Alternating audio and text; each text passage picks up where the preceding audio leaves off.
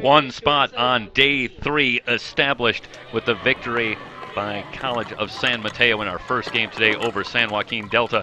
Another spot in the winner's bracket on day 3 on the line as we turn our attention to a titanic all-South matchup between Mount San Antonio College and Palomar College. And we welcome in Monica Tatlinger, the head coach at Pasadena City College. And Monica, thanks so much for joining us on the broadcast, and how fortuitous it is to have you here in so many ways. But first of all, because you are more than familiar with Mount San Antonio College and Brianna Wheeler in the circle in particular, as we get ready to watch Wheeler work against Palomar. What did you see from Brianna Wheeler in 3 looks at her this season? Absolutely. Well, first of all, thanks for having me. I'm honored to be here. But, you know, when I think of Mount SAC and one of the reasons they're here, Wheeler is definitely that kid that helped to bring them to this position. She's just got a nasty rise ball that she can locate on all planes. She can go rise in, rise out. She can even hit that low rise. So it's really in the zone. It really deceives batters as they go. And along with that, she has a changeup that just really works in her favor. When a hitter has to prepare for a ball that's up and a ball that's slow, it's really tough. Usually you only have to prepare for one or the other. So I think Palomar's hitters are going to be challenged a little bit today. 25-1 for Wheeler on the season with the victory against Sacramento City yesterday, an ERA that came into the weekend at 0.86, and she's got championship experience going back to last year as a freshman. She was in the circle when the Mounties won the championship. She will work to Kylie Pignon, who will start, and there's a look at that change. Absolutely. I mean, how impressive, right, to come out the very first pitch of the game in the winner's bracket and start it off with the change, letting that batter know right away it's here and you need to be prepared, and I'm going to try and keep you off balance all day. Pignon will be followed by Megan Waholtz and Sarah Fisher here in the top of the first. Tries the fastball and gets the outside corner, so quickly on top of Pignon. No balls and 2 strikes. And you know, I think this is when Wheeler is her deadliest, because right now, as a hitter, you're thinking, is she going to throw me something off speed? Is she going to throw me something out of the zone? And really, you're just looking for a pitch to attack. And so when she has that control, she gets to toy here, so we'll see what she does. 0-2 called, strike 3. 3 pitches, 3 strikes, and down goes Pignon to get things started.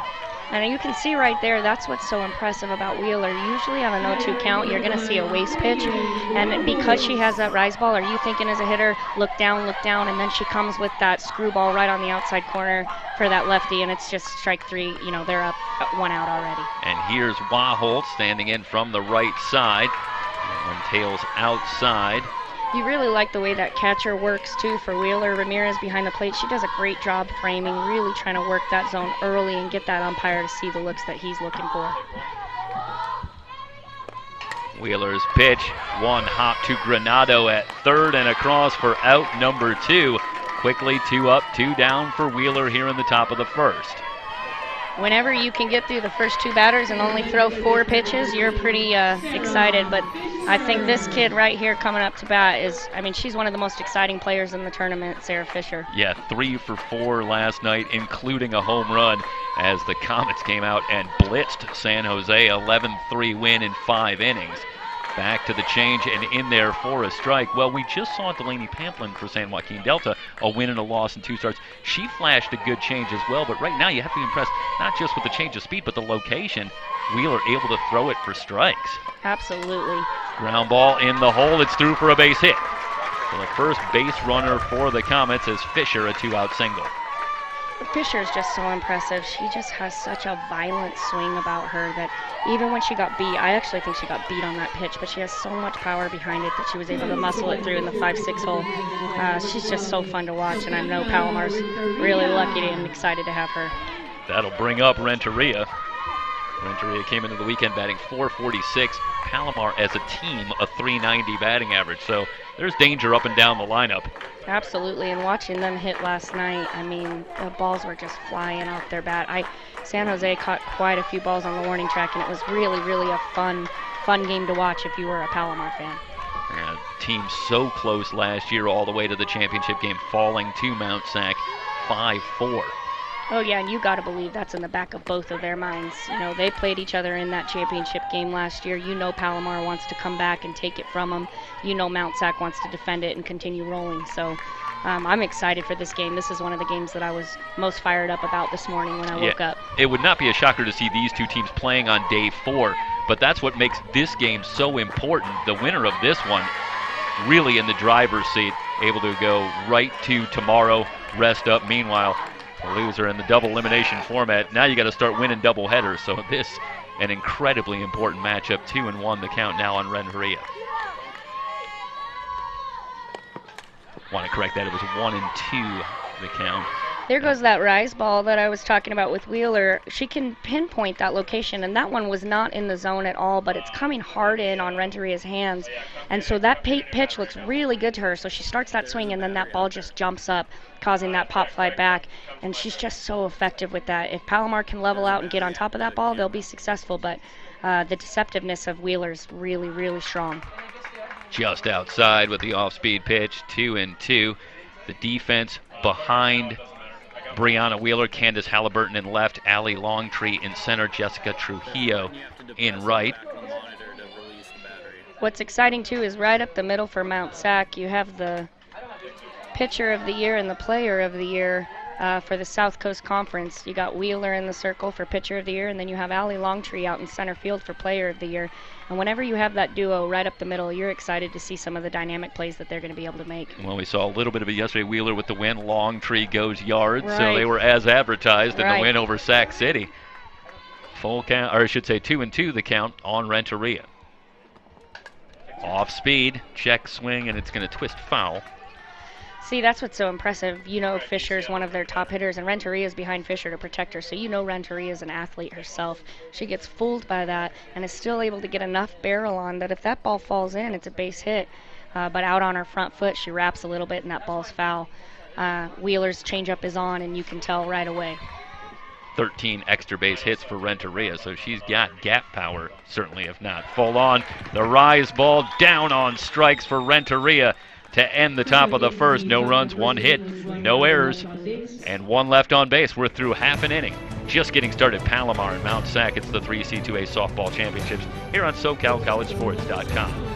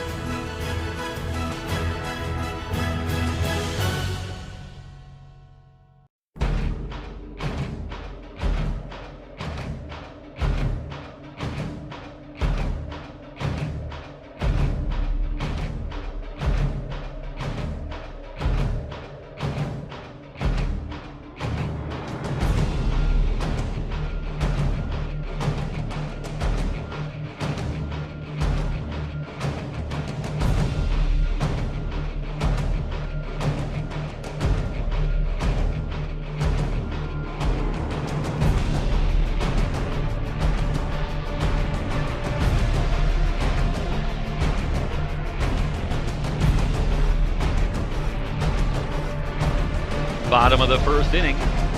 Mount SAC coming to bat, scoreless here. Palomar and Mount San Antonio College. Game 6 of the 3C2A Softball Championships here on SoCalCollegeSports.com. Candace Halliburton, Allie Longtree, Vicky Gutierrez, the top 3 in the order, due up against Allie Huen. And Monica, going back to last year, Allie Huen, a returning sophomore, we'll get to the numbers momentarily, but last year there was an eye-popping stat for Allie Huen. Well over 40 innings pitched, approaching 50 innings pitched, not a single earned run allowed as a freshman. It was a staggering number. She actually got the start in the decisive championship game. It was something of a struggle. Mount SAC was able to get some runs on the board finally against Allie Huen, but she returns really leading this lineup, and she seems to work around the fastball a little bit more. Yeah, absolutely. She works more in and out, and seriously, just hearing that stat, it literally gave me chills. It's so impressive that you are able to work that. That just means that she's getting her batters to get ground outs or pop-ups when she needs it, and it's impressive. Halliburton, a swing and a foul tip. The exciting thing about Huen today, too, is, unlike Wheeler, she didn't have to throw the full game last night. They ended that game in a mercy, and Coach Kraft also pulled her and put in another pitcher when they were up by enough, so she's going to be a little more fresh than Wheeler. Popped up, back this way, and out of play. Right in front of us. I'm safe here in the press box. No balls, 2 strikes on Halliburton. Halliburton keying this lineup, a .406 average, 4 home runs, 26 runs batted in, and of course another number significant for Halliburton leading off an inning, 26 stolen bases. This is a very fast and aggressive team on the base paths in Mount SAC.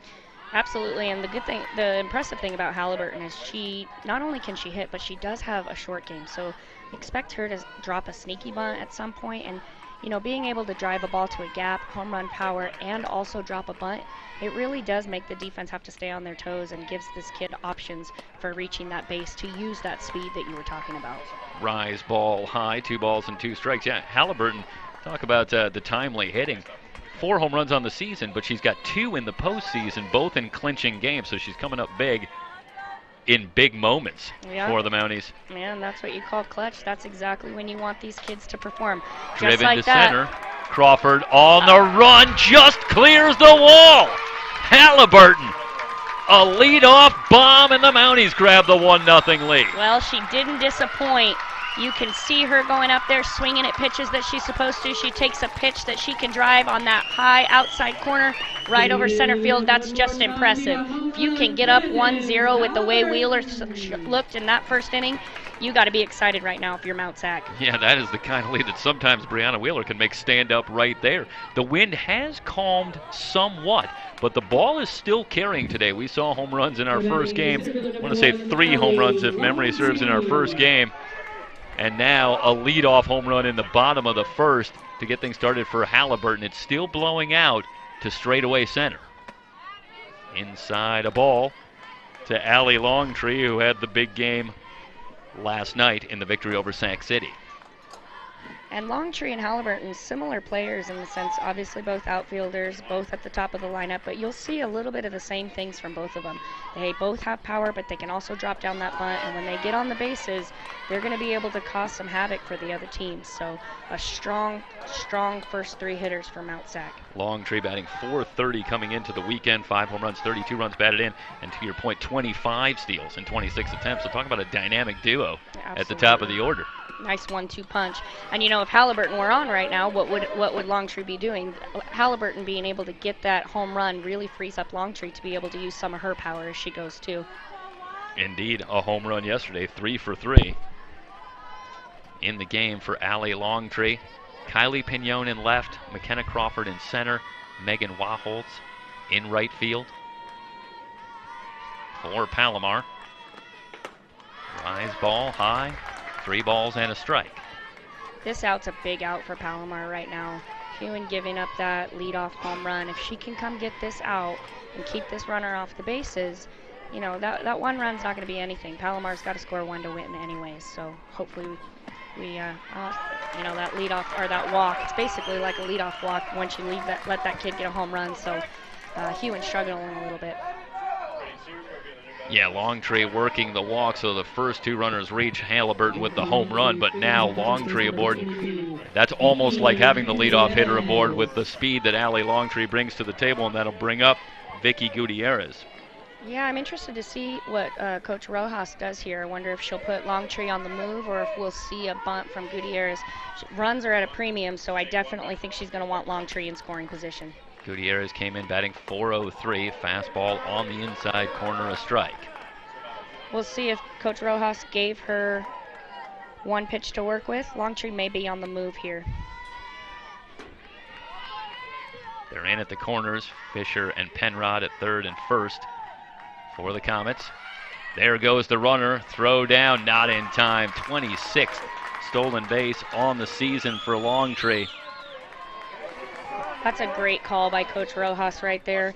Getting one of your faster kids in scoring position for your 3-hitter without having to use that bunt. Now we have no outs. They got 3 outs to work with to try and get another run on the board. Great shot, Fred. So the good jump from Longtree, 1-1 pitch, tailing inside a ball. 2 balls and a strike. the count on Gutierrez. Came in batting over 400 with 3 home runs and 30 runs batted in on the season. Huen's working from behind on a lot of these batters. You want to see her try and get ahead of them, really pound that zone. Good fastball in for a strike. 2-2. 2 strikes on Gutierrez. Now you're just hoping for a productive at bat. Ball to the right side, deep fly ball. Obviously a base hit's going to be the ideal situation, but if not, we want to at least get Longtree to third to let the 4, 5, 6 hitters try and hit her in. A little something off, but missed high. Full count now.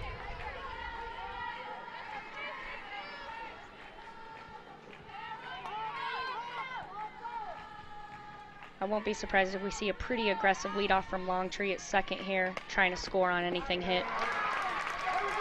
In the dirt, and ball 4, back-to-back walks. And now it's runners at first and second, still nobody out here in the bottom of the first. And Huen still looking for her first out. You love seeing Palomar's players right now calling time on their own, going in to talk to their pitcher, letting her know, you know, we have your back, we got this, it's only the first, get us a ground ball here, we can do something with this. I'm interested to see what Coach Rojas does here. Is she going to let her swing away? Is she going to bunt, try and bring 2 over into scoring position? She's got a choice to make with Granado on deck. Huen, the numbers, 77 innings pitched, 31 hits allowed, 24 walks. So wildness not a pervasive problem for Allie Huen this season. So certainly somewhat out of character to walk back-to-back batters, but I think it's also a statement about the potency of the lineup that you're facing here. You give up a home run, and then you follow 2 more hitters hitting over 400, each one of them, and hard not to get a little careful. Absolutely, and you know, we have to understand this athlete. Her adrenaline's got to be up a little bit. She's facing the opponent last year that she was facing in the state championship. Halliburton leads off with a home run. You know, she's just got to inhale, exhale, and play where her cleats are. You expect this player to be able to come back and get it done, and I think the defense of Palomar will hopefully get her through this situation right now. It's been a solid team defensively all season for the Comets. Coming in with an outstanding record, 37-5. Another win yesterday, so make it 38-5. Awful lot of success, winning a very tough Pacific Coast Conference as well. Absolutely, and the potency of Palomar's bats. You know, if they can keep this inning damage to a minimum, I think we're going to see some good production from their lineup. Trujillo batting .345 on the season with 5 home runs, stands in, squares to bunt, and that one's foul. And an interesting choice for Ruby Rojas. Obviously wants to move a couple of runners into scoring position. Any runs you can get on the board with Brianna Wheeler, so important. But does the thought go through your head a little bit if you've got a pitcher struggling? Do we want to give her an out right now? Maybe do we want to take our chance to see if she can throw some strikes? You know, I understand what you're saying there on the take, but moving those runners to second and third, then if you get one hit, you know, both those runs score, you're up 3-0. That's quite a hole for Palomar to get out of, especially with the way Wheeler's dealing. Popped up in front of the circle, and it's Cates coming out to make the catch. Coach Rojas isn't going to be happy with that. That pop-up bunt does nothing. We needed a productive at-bat there from Trujillo, and now Granado's up. The good thing about it, or the positive side, I guess, is that you still do have that runner on second base. Longtree saw that bunt go up and definitely went right back to 2 to avoid that double play. That'll bring up Ciara Granado. One down, and Huen with the first pitch to Granado. First pitch swinging, popped up, foul territory near the screen, but Cates has room. Huge out for a pitcher right there. That is so big. Getting 2 pop-ups in a row after giving up a home run and then 2 runners on, that's just clutch right there. If she can get out of this right now, 1-0, Palomar's going to feel really good about this. Shades of game 1, and McAdams on the mound for San Mateo, I should say, and getting herself in jams, but then getting out of those jams, and that sort of momentum kind of feeds on itself when you can get out of jams. Sometimes you carry that into the dugout. Oh, absolutely. If Palomar gets out of this here, you know they're fired up, and they're thinking we only have to get 1 to even it right back up. So this is a huge at-bat right now for Mount SAC as well. Ramirez, the batter, batting .330 on the season with 7 home runs. That's second on the team. So still danger here for Huen. Tries the rise ball and misses. That is one thing that I will tell you. When we faced Mount Sac, we saw them 3 times. You don't really get to catch your breath with this lineup. They have power all the way through. They have some speed. And you know, even if you get out of it, you're then going to face Wheeler. It's just kind of an uphill climb. Huen ready. Paints the black on the outside corner, and a ball and 2 strikes. That curveball is looking really nice right now. I think she should continue working that. She could probably even push that out a little bit farther on that corner. I think that umpire will give it to her. So hopefully she continues working in and out. Frank Bispo behind the plate. 1-2 pitch. Trying that outside corner, just missed. I thought that location of that corner was great. I think that pitch might have been a little low. She needs to just bring that up just a bit. Todd Landon at first base. Alvin Jenkins, the third base umpire. 2 balls, 2 strikes on Ramirez. Ramirez pops it up behind the circle, and Huen puts it away.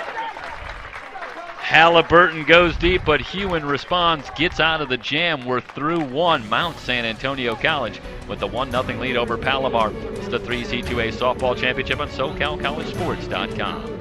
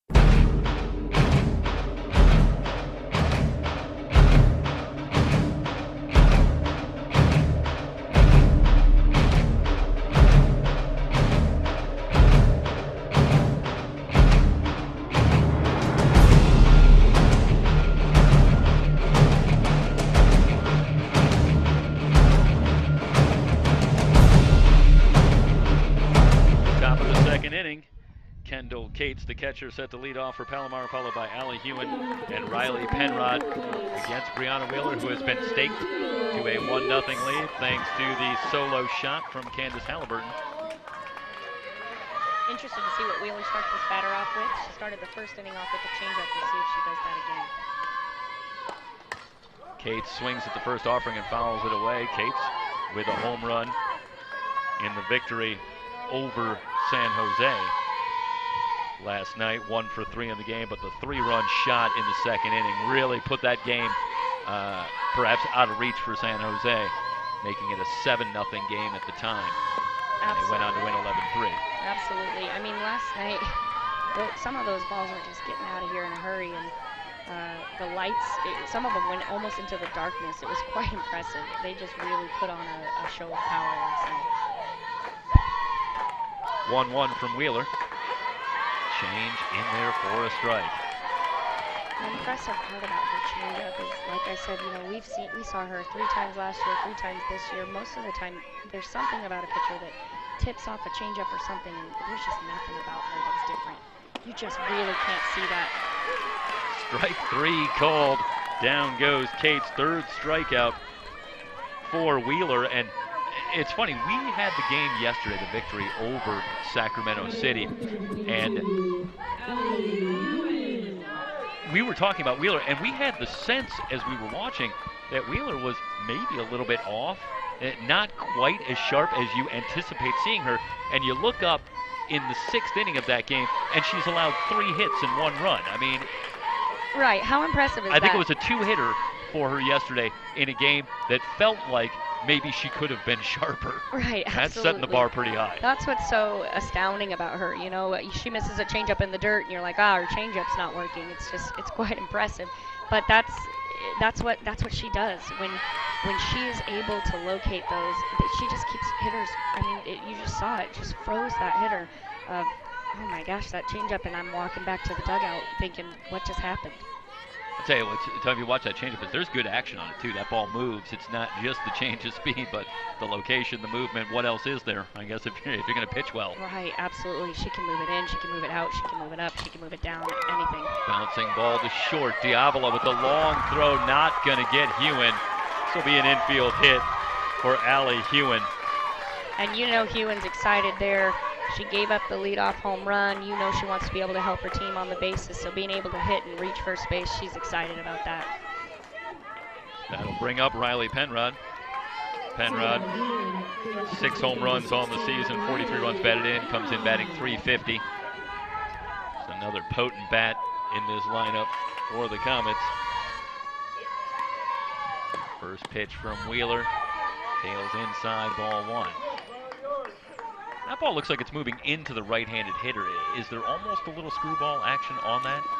Yeah, that's definitely what she's doing. She's trying to spin that nice and tight, trying to jam this hitter, get her to pop up or roll over, get a nice ground ball to that third baseman. There's the pop-up. Yep, absolutely. Behind the circle. Diavola has it to retire Penrod for out number 2, and McKenna Crawford will be the batter. Now you can probably expect her to work a little more in and out, but with that runner on first, less than 2 outs, she's trying to get that ball to the left side or up in the air. We can turn a double play or keep that runner at first without advancing. McKenna Crawford makes her 2nd consecutive start, comes in batting .220.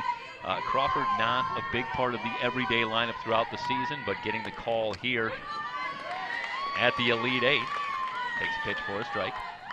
That's exciting. That's one of the best parts about coaching. You sometimes get a hunch. You feel like this is the kid that needs this opportunity, and it's really, really exciting when they come through. It's not only you're happy for the kid, you're just ecstatic for what they're able to do. Had an RBI single in the 4-run first inning in the victory over San Jose last night. Palomar took control in the first 2 innings. No balls, 2 strikes. We've seen so far in this game 3 ground balls hit, 2 of them for base hits, so Palomar can put that ball in play. On the ground. Up on the left side. Out of play. 2 strikes, so Huen will be moving on the swing. It's interesting. You see, one of the things that seems like a difference in pitching at the softball level that we're watching is you see some pitchers who have a lot of success, but they can get to 2 strikes, but then they don't have the ability. Ripped into left field. Halliburton back and can't handle it. Everybody's safe. Huen gonna hold up at 3rd. Crawford ends up at 2nd. We'll wait and see if this is perhaps an error on Halliburton. I'll get the call from Andrew Wheeler, but it's an error on Halliburton as you get another look at it. And Halliburton's there. It's a well-hit ball, but... Absolutely, you know, and Halliburton would be the first to tell you that she should have caught that ball.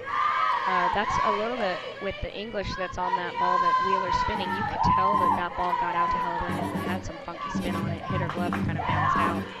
You watch a pitcher like Wheeler, Huen also in that group just to finish the point as they'll conference up in the circle. One of the things that separates the great pitchers is that ability to get the punch out on 2 strikes. See some pitchers that can get to 2 strikes, but then they don't really have that pitch that can get the batter out of there. You see batters fighting off pitches and ultimately get one that they can handle. But so tough to hit against Wheeler or Huen this type of matchup, because when they get you to 2 strikes, they got a pitch that can get you out of there. Absolutely, and when they get to 2 strikes, you absolutely know that they know they're in control. First pitch swinging and fouling it back. It's Jillian Zamora, the 2nd baseman. I like that she attacked that pitch right there. It was up and out. If she can drive that, dump it right in front of left field, they even it up. So that was a great aggressive first swing. Zamora comes in batting .302 on the season. No home runs, 9 runs batted in. Field creeping in. Change up on the outside corner, and now Zamora's in a hole, no balls and 2 strikes. All right, I'll be interested to see what she does here. Even though Palomar has 2 runners on, Mount SAC is still in control here. A base hit is the only way that this is going to happen unless the defense makes an error. So. And interesting to see the defense creep in even with 2 outs against the speedy Zamora. Yeah. I expect that she's going to try and put one on the ground if she can. Absolutely. They want to be able to get that first hop and fire across the diamond. Even if she puts that ball on the ground, the runner from third may not score. She may not decide to go, but we want to make sure that we get the out at first so that we don't come up with bases loaded. 0-2 on Zamora. Wheeler rocks and fires. Rise ball, Zamora lays off. Zamora's doing a little shuffle step here. Not necessarily a crossover slap, but shuffling through that box, trying to get that pitch before it goes up and level out. And Quinn Diavola at shortstop is playing the most deep of any of the infielders. To the right side, but right to Estrada, who's got it for the out.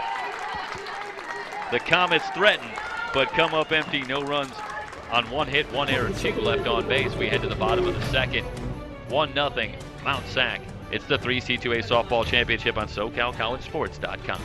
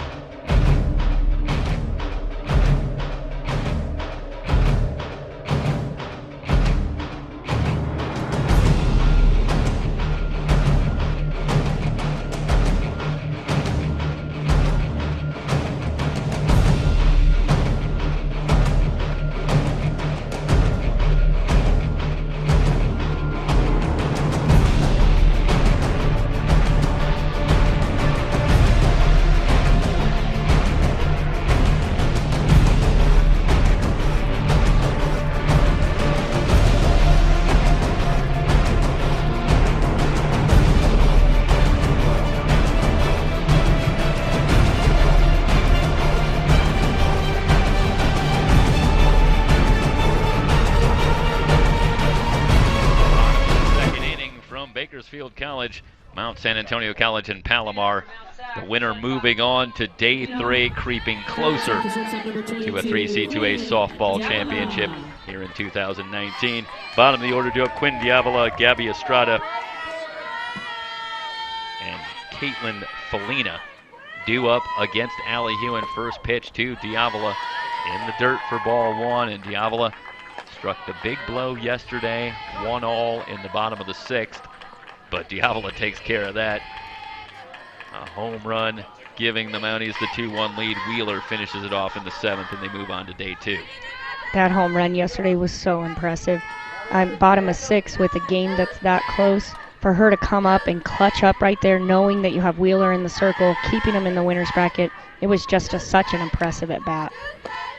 Big swing and a miss at the rise ball. I'll tell you what impressed me about that event, and it's worth mentioning as well, is that this was no 9-all game where the batters were getting it done up and down the lineup. Reyes had been great for Sacramento City. She was dealing. It's a 1-all game, and she comes up there, has an at-bat, finds a way to take one out and get the win. As you say, an incredibly impressive at-bat, and what a big time to do it. Called strike 2. Absolutely. In a game like that, you assume it's going to be a home run or one double and a single, something like that. So for her to come up and do it, especially at that late inning, and then only give them 3 outs to work with, it was exciting to see as a fan. In on the hands and fouled away by Diavola. Diavola comes into the weekend batting .388. 3rd home run on the season last night, now has 15 runs batted in. I think that's what's so impressive about Mount SAC. You know, this kid, it's not like she has double-digit home runs, and she comes up in the state tournament when it matters when that game is gridlocked and she comes up and delivers the blow. It's just impressive to see these kids step up in the big moments. Down on strikes. Huen blows it by her. That's huge for Huen right there. Giving up a leadoff home run in the first inning, coming out and getting the leadoff out in the second. Hopefully she really settles in and they just continue rolling, and this game's going to be great. I think it's happening after the home run and the 2 walks. Now 4 in a row set down by Huen, nothing out of the infield. So Huen perhaps finding her groove, and she'll get set to work to Estrada. Rise ball high and away. That was a pitch we didn't really see much the first inning. She didn't really work up in the zone. She just got De Avila to swing through that and then started off this batter with it. So she may be working that a little bit more to these Mounties. Outfield swung around just slightly the opposite way for Estrada. Huen working the outside corner and gets the call. That's that curveball I was talking about. That earlier in the first inning, that curveball was just a little on the plate. That one's hitting that corner and breaking away from batters, and it's going to be really tough for them to barrel up.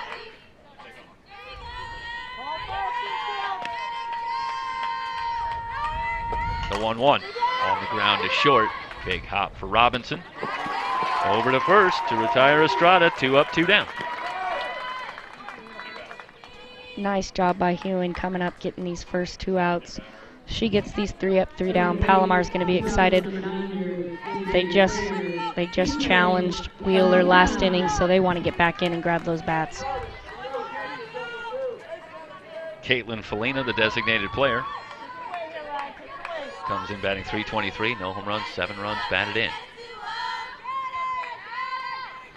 Shows you a testament to the power of Mount SAC. Your designated player is in your 9 spot hitting. Usually you see your designated player in the 3 or 4 hole, but Mount SAC has that power all the way through, so Coach Rojas putting some speed at the bottom, trying to get another player on for the top of her lineup to drive him in. Yeah, Halliburton, Longtree, Gutierrez, the next 3 up, so Felina becomes a critical bat for Allie Huen. Absolutely. Your 9 hitter's so important. So many times you think, oh, it's just the first 3, but your 9 hitter's like a second leadoff. If you can get that 9 hitter on to turn over the lineup with your top 3 coming in, Huen does not want to see Halliburton with a runner on 1, not at all. Yeah, especially when you have that power at the top of the order, too, not just someone who can get on base, but saw that in our previous game as well at the top with Michaela Ferrer for San Joaquin Delta batting over 500 on the season in the leadoff spot. She was coming up with runners on base, and that's the last person you wanted to see. The bottom of the order is so critical. Absolutely. I mean, oftentimes, unless a pitcher is dealing, oftentimes you're only going to see the leadoff up without base runners on once. After that, from there, your 1, 2, 3 hitters are going to be your RBI producers. So that bottom of the lineup, getting on for them to drive in is key. 3-1 on Felina. Huen ready. Here's the pitch. Looking to slap that one on the left side. Fouled away. Count goes full.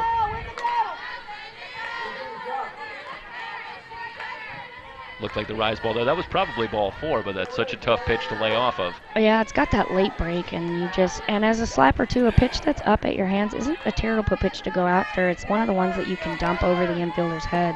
So it's definitely why she went after that. Swing and a miss. Felina goes down on strikes.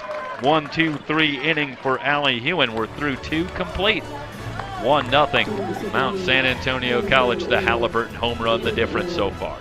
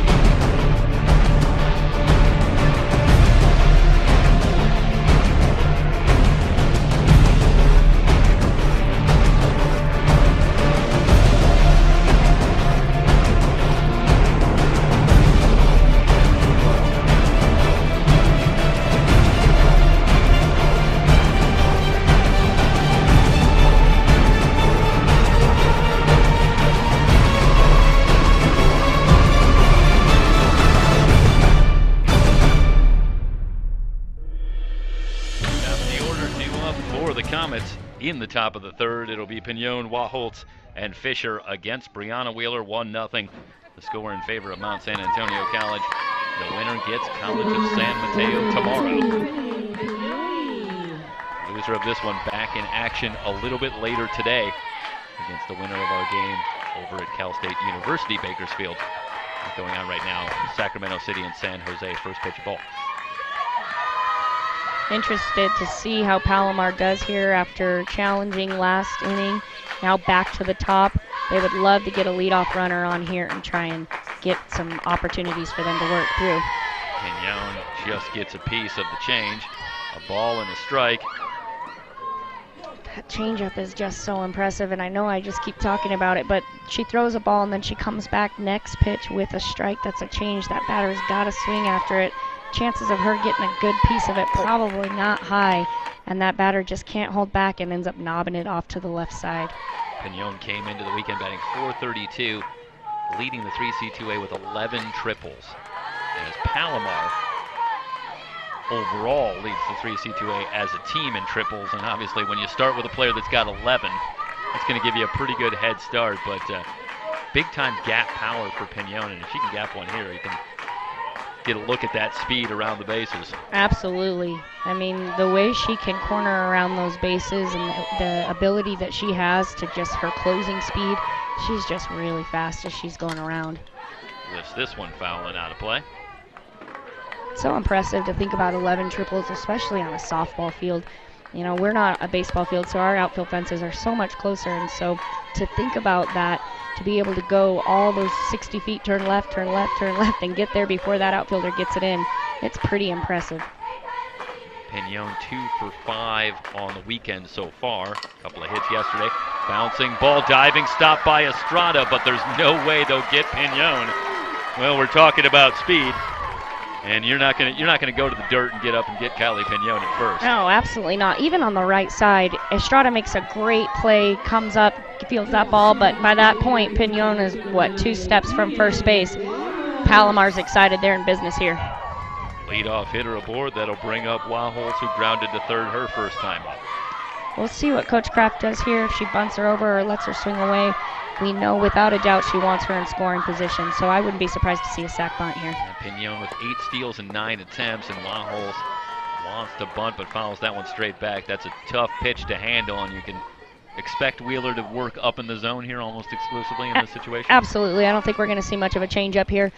You're going to see most balls up. She wants her to pop that bunt up and keep that runner at first.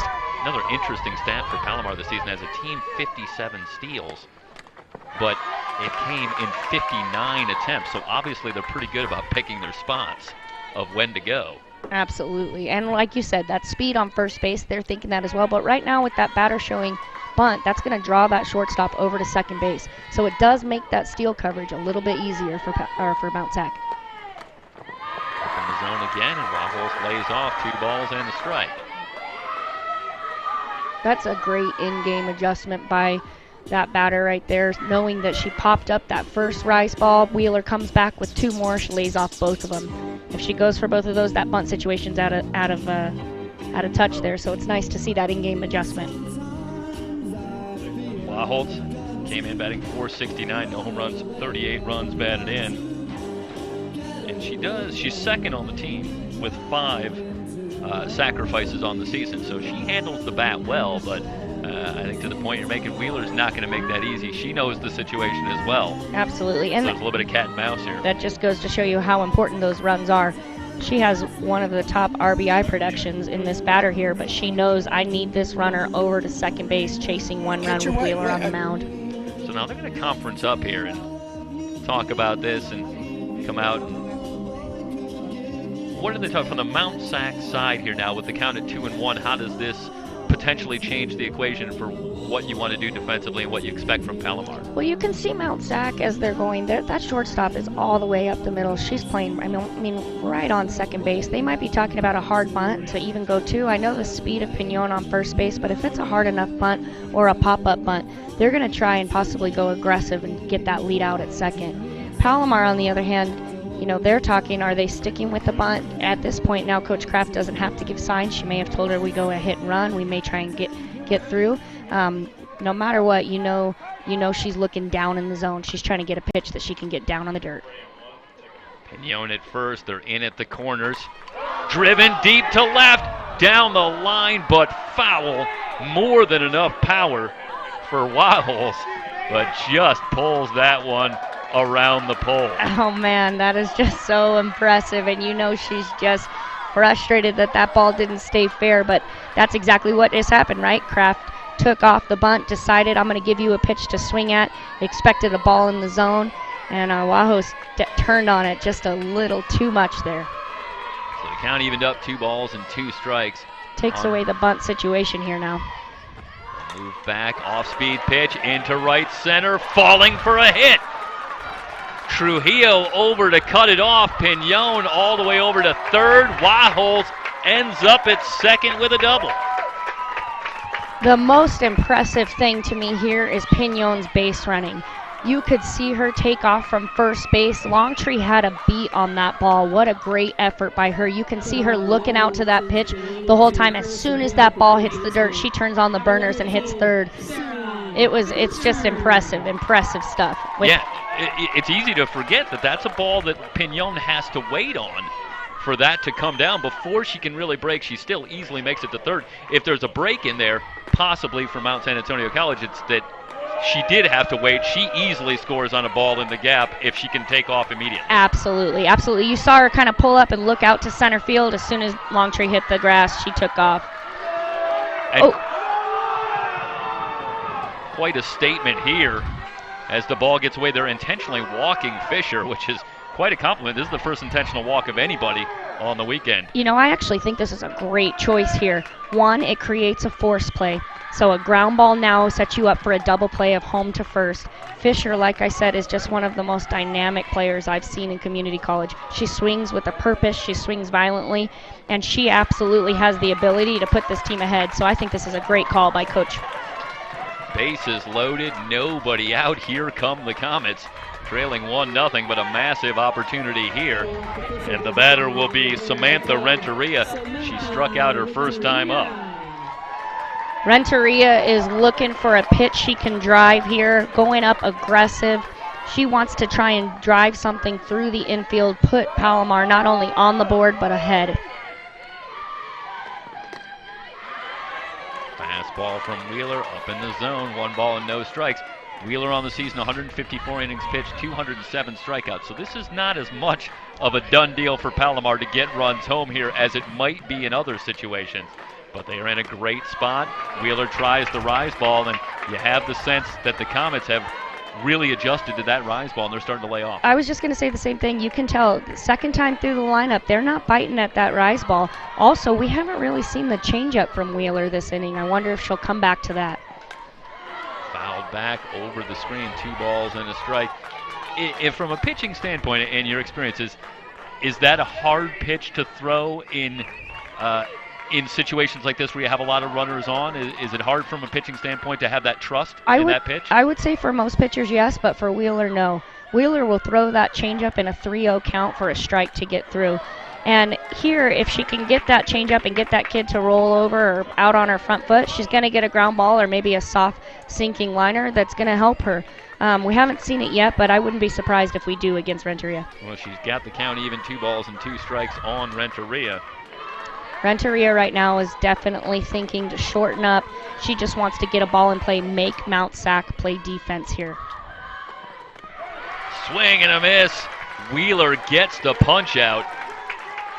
And that is the impressiveness of Wheeler coming up. She bases loaded, and then she gets a strikeout. Now, at this point, a double play gets Mount SAC out of this situation and out of the jam, and she's definitely looking for a ground ball here. Kendall Cates, who came in batting .414, hit her 3rd home run of the season last night in the win over San Jose. First pitch, fouled back toward the screen, and it's off the screen. Okay. It's hard to tell from our angle. It sure is. It looked for a minute like Ramirez might have a play, but that one actually came off the screen. Just look at the Mount SAC players. They would have been a lot more excited if that wasn't out there. that was actually my dead giveaway. I said, boy, Ramirez pretty cavalier about a pretty big out there. Right. I'm surprised she doesn't think it's a bigger deal. Now I know why. That one tails inside, a ball and a strike. The count Wheeler primarily working on the inside corner here. She doesn't want Palomar's hitters to get extended and drive a gap, so she's going to stay on that inside, really trying to get him to get jammed, roll over, ground ball to the left side, give him a clear shot to that play at home. Pignon with great speed at third base.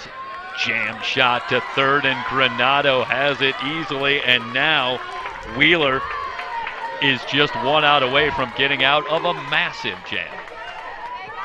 And still, we haven't seen that changeup. She's relying more on that screwball and the rise ball, and these hitters are going after it, and she's coming through. This is kind of poetic justice here. We'll see if Huen can help herself out. Yeah, Huen looking to help her own cause in a big way. 2 down, bases still loaded.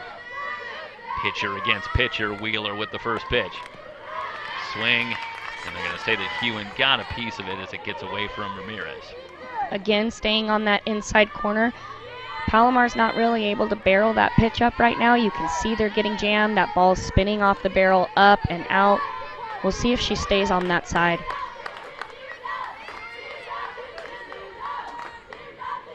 Wheeler kicks and deals. Just inside.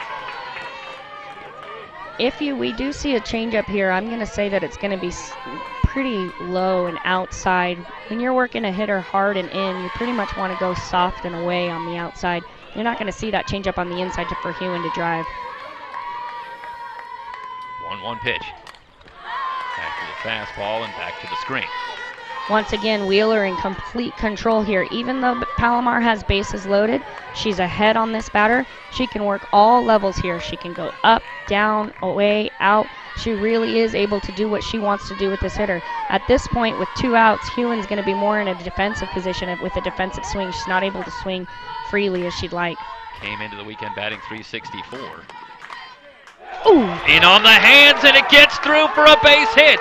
Waho's going to have to hold at third, but we're tied at 1. What a good piece of hitting right there by Huen.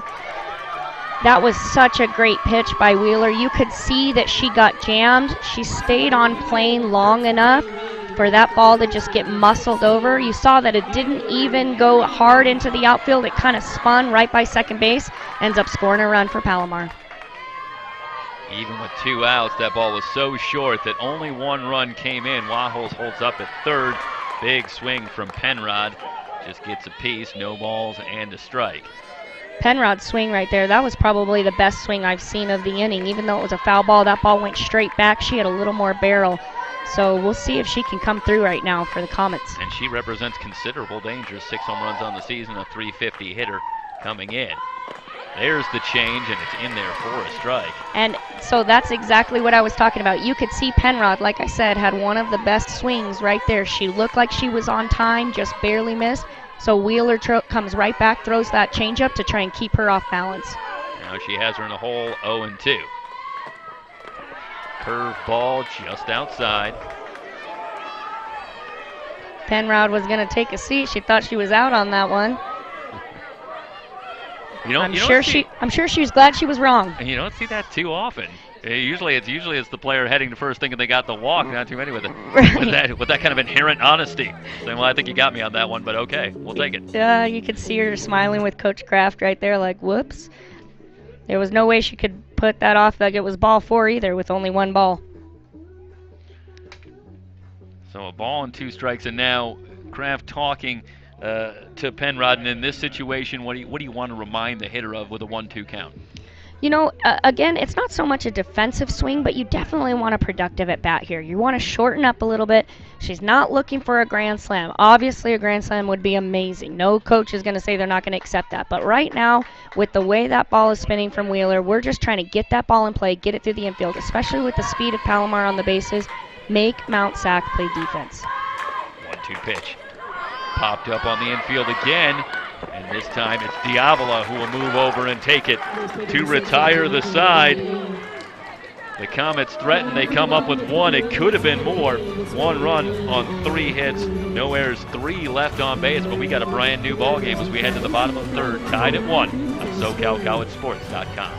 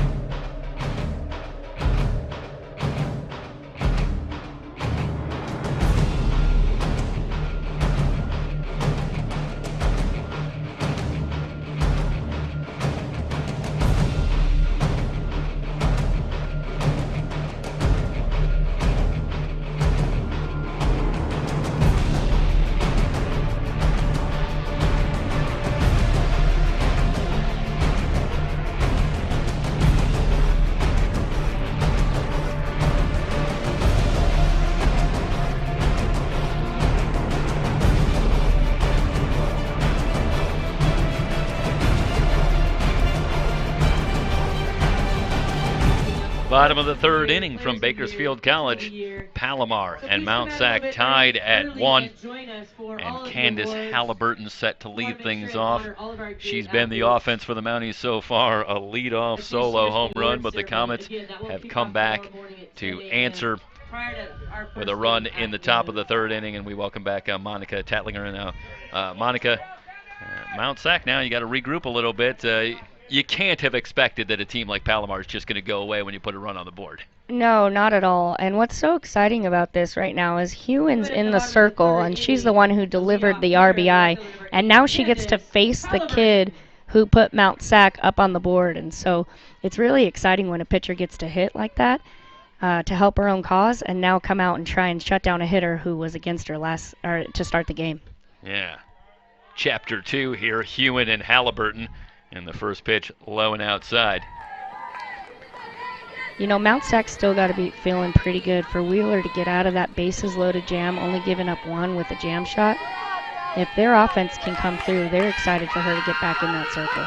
Yeah, what's true for Palomar is certainly true for Mount San Antonio College, and what I mean by that is you can't let Palomar get a big lead on you with a pitcher like Allie Huen in the circle. You got the same problem there. Neither team can really let the other one get too far away. Well, you said it when this opened up, you know, a clash of the Titans, and it truly is. They're pretty evenly matched, and I will not be surprised with either team that wins this game. So it's exciting. It's exciting as a spectator, and I'm sure all of these fans are really, really licking their chops to see what's going to happen.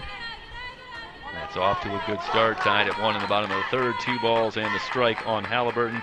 Longtree on deck. Gutierrez up after that. For the Mounties, top of the order coming up here in the bottom of the third. Swing and a miss. Halliburton is doing a great job picking the right pitches to swing at. She watched 2 balls go by, fouled one off, swung through that one, but both those pitches are pitches that are right in her wheelhouse. Right on that outside corner was the pitch that she drove out of the park, so she's got a great eye, and she's attacking the right stuff right now. Yeah, she's not getting cheated up there. Absolutely not. I mean, that eye right there, that's so impressive. To have 2 strikes on that and have the wherewithal to know that that ball is about a half a ball off and not be afraid to be rung up there, that's just a great at bat and something you want from your leadoff hitter. I think a little bit of curve on that one takes a little bit away from her, and maybe a little bit of scouting there. Halliburton knows what she's likely to see. Payoff pitch inside and hooked foul. So you can tell right there the discipline of Halliburton. She knew that curveball pitch before was going to be too far out, watched it. That inside screwball was breaking in a little more on the plate. She knew she just had to get it out of there, so she comes through, fouls it off to live to see another pitch here against Huen. One interested spectator still here for Mount San Antonio College, watching from the bullpen. Well, we saw that earlier. Anytime that home run's hit, you see those cowbells. Shallow right and playable for Waholes for out number 1. Big first out by Huen right there, getting Halliburton, especially after her team scores. One thing you want for sure, once you go and you get that RBI or you even the score or you get that run, you want to make sure that you get your team back in without giving up a run here. Longtree, the batter, drew a walk her first time up. You could see Longtree kind of surveying the infield right there, looking over to third, looking over to first. Like I said, she has the ability to drop a bunt. So she's trying to take note of where everybody's playing and decide what she wants to do with Palomar's defense. And how much of that is a little bit of recognition that Huen's starting to be in a little bit of a groove, and sometimes you do something a little unconventional to try and get a pitcher out of a groove?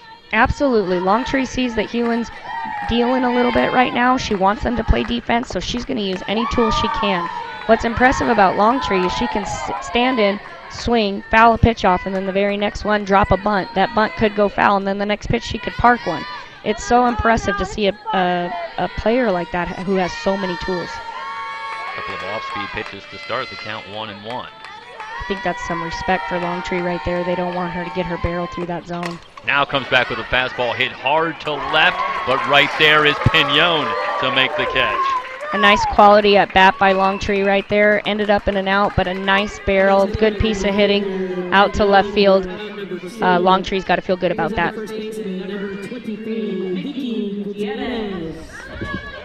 So that'll bring up Gutierrez, 2 down and the base is empty. You go back again to that first inning with the 2 walks, and now it's 8 in a row set down for Huen. Yeah, Huen's definitely in a groove right now, and she wants to keep dealing. She's not an overpowering pitcher. She's not going to blow it by him, but she's doing a great job mixing corners, hitting spots, and those bounty hitters are unable to barrel it up completely. Fouled out of play. No balls and a strike on Gutierrez, and perhaps a scary thing to contemplate here, and that is that Gutierrez coming in a real slump here over the last few games, 0 for her last 13. But if you're going against a player like that, you're the opponent, you're thinking to yourself, well, how long can this possibly continue? It's only a matter of time before she does something. Absolutely, and Gutierrez was the hero from last year, hitting a home run against Palomar to put Mount SAC ahead.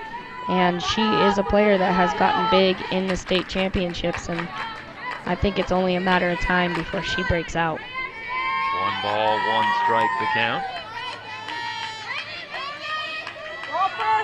They're back a couple of steps in the outfield, respecting the power of Gutierrez. Off-speed pitch on the right side in foul territory and just over the dugout. Thanks for watching out for me. Yeah, unlike Halliburton and Longtree, you're going to see Gutierrez more of a power hitter, so those Palomar outfielders are going to give that step back. They don't want to give up any doubles with 2 outs.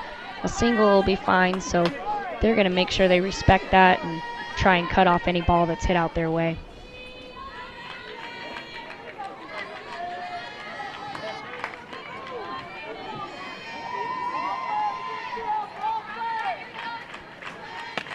Here's the 1-2 from Huen. Tries the curveball, just missed. Mount SAC's hitters are pretty impressive. They are really swinging at balls in the zone and letting those waste pitches go. They look very disciplined, and they're putting a good swing on the pitches that are coming across the wide of that plate.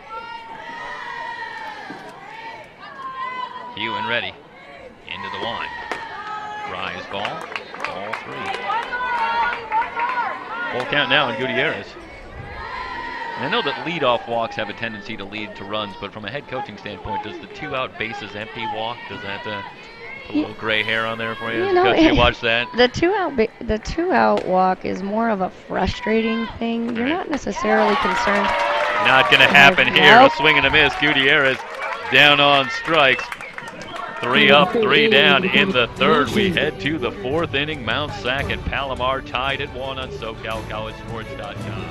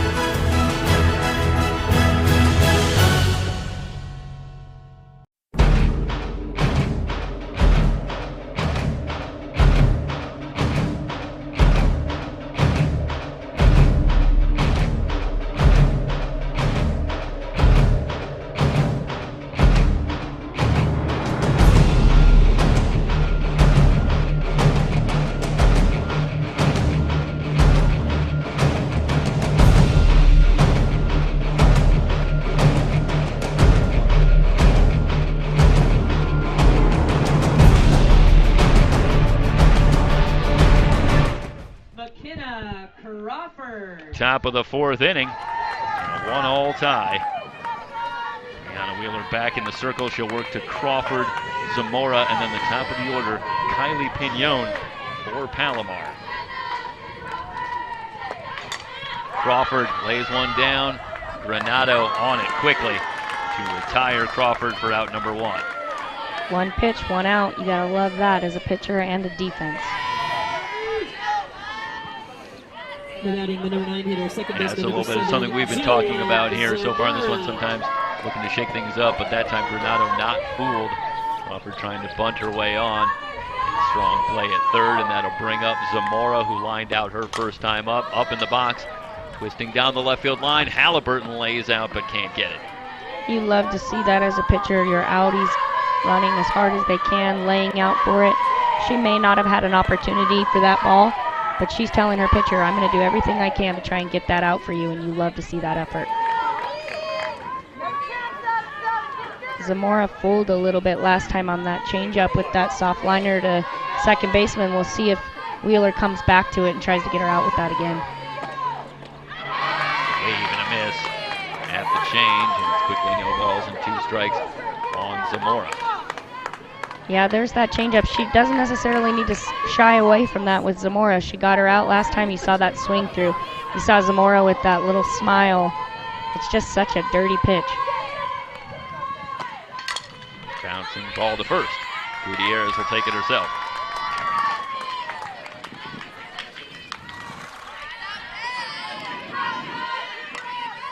Still a little bit out in front on that one. An easy play for Gutierrez over at first base, and quickly 2 up, 2 down. And you know, it's a potent lineups on both sides, but you just have the feeling that it's only a matter of time before this settles into a pitcher's duel, and that appears to be where we're heading right now. Yeah, absolutely. I mean, both of these pitchers have the ability to quiet strong bats, and you can see a lot of offensive players walking back to the dugout, shaking their head, frustrated with the pitches that they're swinging at or the result of what's coming. Here is Kylie Pignon, and she's having a good weekend so far, 3 for 6.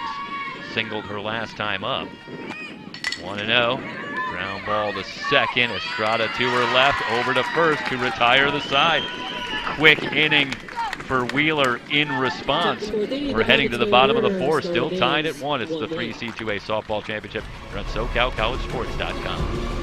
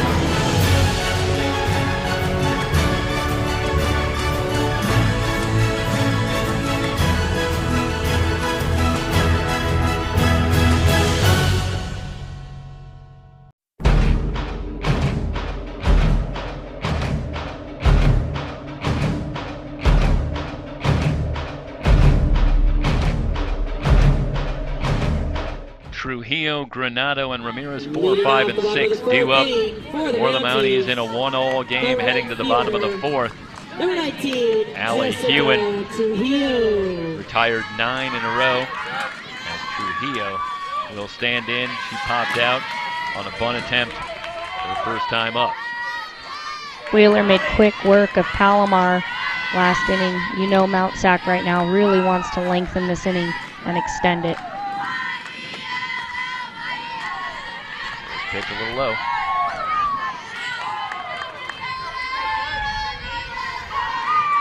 Trujillo looking to be a leadoff runner here for Granado. Anytime you can get your leadoff on, especially when a game is tied 1-1, you're in a good spot. 1 for 4 on the weekend. Big cut and miss. Evens up the count, a ball and a strike. Huen not using that rise ball a lot, but definitely against certain hitters, so you got to believe that they have some sort of scouting report there to work up in the zone. The loser of this game has to go right back to work.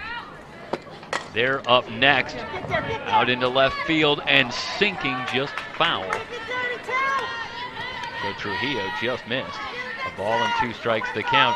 Fullerton, a winner earlier against Cypress, they're on their way back here, and they will play next against the loser of this game. So it's a quick turnaround. Now, is that all bad news? Sometimes maybe rather than get yourself tight again, or I'd say you could just kind of get right back to it if you've lost a game and get right back out there? I think it depends on what type of team you have, to be honest. Some of them like to go eat lunch, have an opportunity to think about that win or think about that loss. I personally, I like playing back-to-back games if we have to. I don't like to re-warm up and cool down. I like to be able to just go. It will be interesting just depending on who wins this game, because both aces are in the circle right now. Will they throw again for the game right after? You know, that remains to be seen.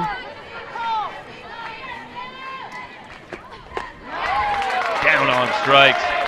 Trujillo goes after the rise ball. One down here in the fourth. There's that rise ball again from Huen. She worked that twice in that at bat against Trujillo. We'll see if she continues to work that here against Granado. Huen now up to 4 Ks on the day. She really has settled in nicely. Both pitchers have. It's going to be interesting. I think this is just going to come down to that timely hit. Fanned 4 of the last 7 that she's faced. Sinking line drive, a base hit. So Granado breaks the run. The Mounties have a base runner with 1 down. See if Coach Rojas is going to go to her bench here, put in a pinch runner for Granado, or if she's going to leave her out there. She may be waiting until she gets to second. We don't want to make that change too early, but we'll see. Yeah, Granado, certainly not a threat to go. Not among the faster players for the Mounties. It looks like she is going to go to her bench here, try and get some speed out on first base. But 1 run can be so critical here. We're already in the bottom of the 4th, and the way the pitchers are settling down. Absolutely, Talk Jeff. about playing for 1. And you know, at that point too, with 1 out, a double play gets you out of the inning. So you want to make sure that even if we get a ground ball here, that we're safe at second. Erica Eklund will run for Granado, and Ramirez will be the batter. Ramirez looking for a productive at-bat here, trying to do something with that pinch runner, help that pinch runner get her speed into scoring position. And the sophomore catcher, Adriana Ramirez, stands in from the right side. Huen ready. Third ball on the outside corner, called strike 1. Huen really doing a nice job painting that outside corner. I thought that was about a ball off, but that umpire gave that to her, and if he is going to give that to her, that's going to be a spot that you'll see her live. Yeah, it's amazing to see the pitchers here, particularly at the championships when you really see the best that the 3C2A has to offer, and they really give the umpire that Tom Glavine treatment. I know it's a cross-sport analogy, but Glavine's so famous for just moving it out an inch at a time on that outside corner, finding out just how far outside he could go. Absolutely. Before he doesn't get the called strike, and you see Huen kind of working that in there. Such great control on that outside corner. Absolutely, and you saw that exactly. She got that strike, said, hey, can I go another little half inch on that outside, and the umpire gave it to her. That one I actually was surprised with an 0-2 count. That one had a little bit more wide of the plate. I wonder if she missed there. I wouldn't be surprised if we see her working farther out into that other batter's box here now. No balls, 2 strikes, the count on Ramirez. Eklund at first with 1 down. On speed, and Ramirez able to get a piece. Good job staying alive. You can see Huen staying on that outside half. She'll continue to work that out and out. See if we can get Ramirez to chase. I don't expect to see anything in here. Not with an 0-2.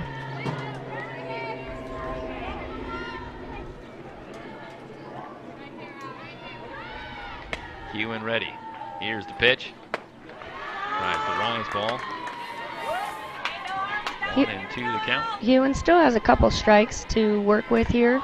She can continue working that out or go back to that rise ball. But I don't think we're going to see anything too good for Ramirez here over the plate. Not until she has another couple balls on her. Ramirez, a power threat, second on the team with 7 bombs. Wave and a miss, down on strikes. That's a beautiful pitch by Huen to just continue working that curveball on the outside corner, pushing harder, farther away. Ramirez does a good job going after a pitch that looks like a strike, but just a little bit too much late break on that ball for her. About 5 strikeouts in the last 9 batters faced for Allie Huen. Huen Diavola will be the batter. She struck out her first time up.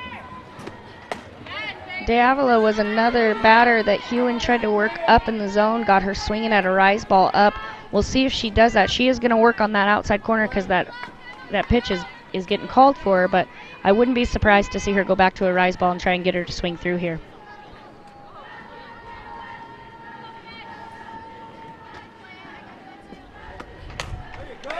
Line right to third, and Fisher has it for out number 3. Diavola turned on it, but Fisher right there. No runs, 1 hit, no errors, 1 left on base. Get one more look at the replay, and well, there's the hot corner for you, and Fisher, the fast hand. Absolutely. Fisher's excited to come away with that one. Glove work to end the inning. We'll head to the 5th, tied at 1.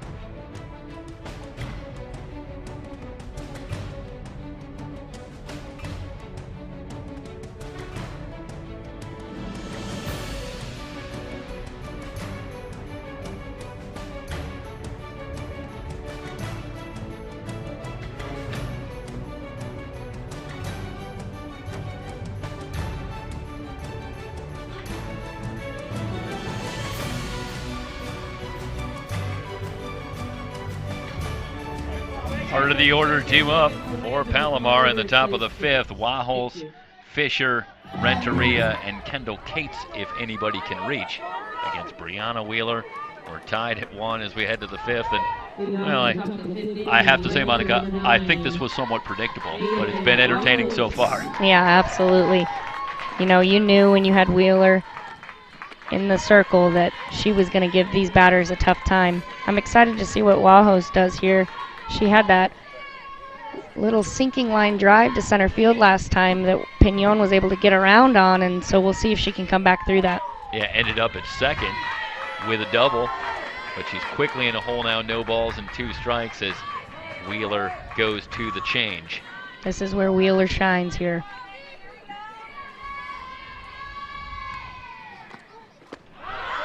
Down on strikes. Wheeler fans Wahos to start the 5th. When Wheeler can start those batters with that first pitch strike, she's been in control. Mainly what's happening is when those Palomar base runners are reaching, Wheeler's not throwing that first pitch strike, and Palomar is a little bit more in control there. But when she comes with that first pitch strike, it's been really tough for Palomar to get anything going. And that brings up Sarah Fisher. 4 for 5, make it 5 for 6, ropes one into the alley. Rounding first, she'll make it to second easily with a double. Sarah Fisher is one of the most exciting players to watch. Her bat gets through that zone so fast, and it is just so fun. Well, we've seen no shortage of great individual effort so far this weekend, but I don't know that anybody's swinging the bat better than Sarah Fisher. I don't know if you can swing the bat better than Sarah Fisher is right now. The bat speed that gets through is just, you're right. I don't know if I've seen anything like it. Samantha Renteria will be the batter.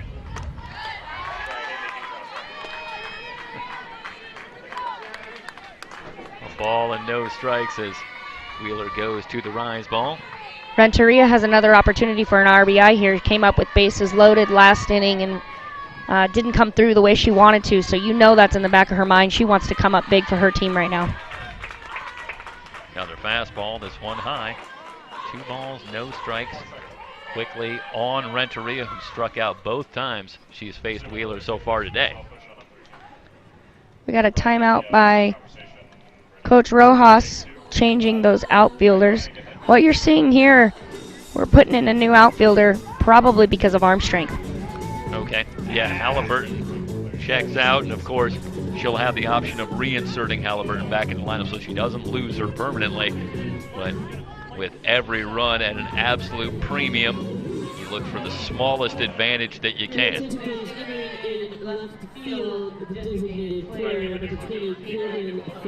So Caitlin Felina will be out in left field. And that also just goes to show you how quick Fisher is on those bases. A base hit to left field, Coach Kraft probably going to send her. Coach Rojas wants her strongest arms out in the outfield for that. Big swing from Renteria. 2 balls and a strike. Like Wheeler took something off.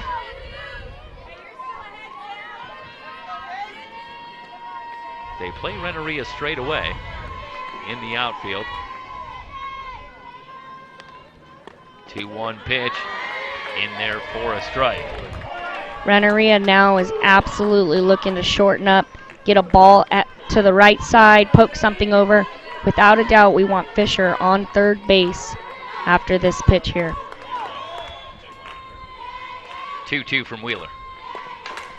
Hot shot, but Granado comes up with it and gets Renteria at first base. What a play by Ciara Granado. That took away extra bases. Oh, what a play, absolutely. If that ball gets through, that's definitely an RBI.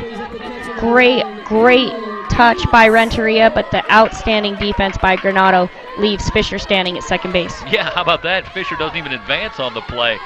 That is a potential game saver. It's certainly a run saver, but it might ultimately be a game saver. We'll see with Cates at the plate. Jammed, foul ball on the left side, but playable. And who else? It's Granado that'll finish off the inning, taking it in to retire the side. No runs on 1 hit, no errors, and a massive opportunity lost for Palomar on a rocket off the bat of Renteria. We'll show you the replay as we go to break, heading for the bottom of the 5th. Still tied at 1. Ciara Granado.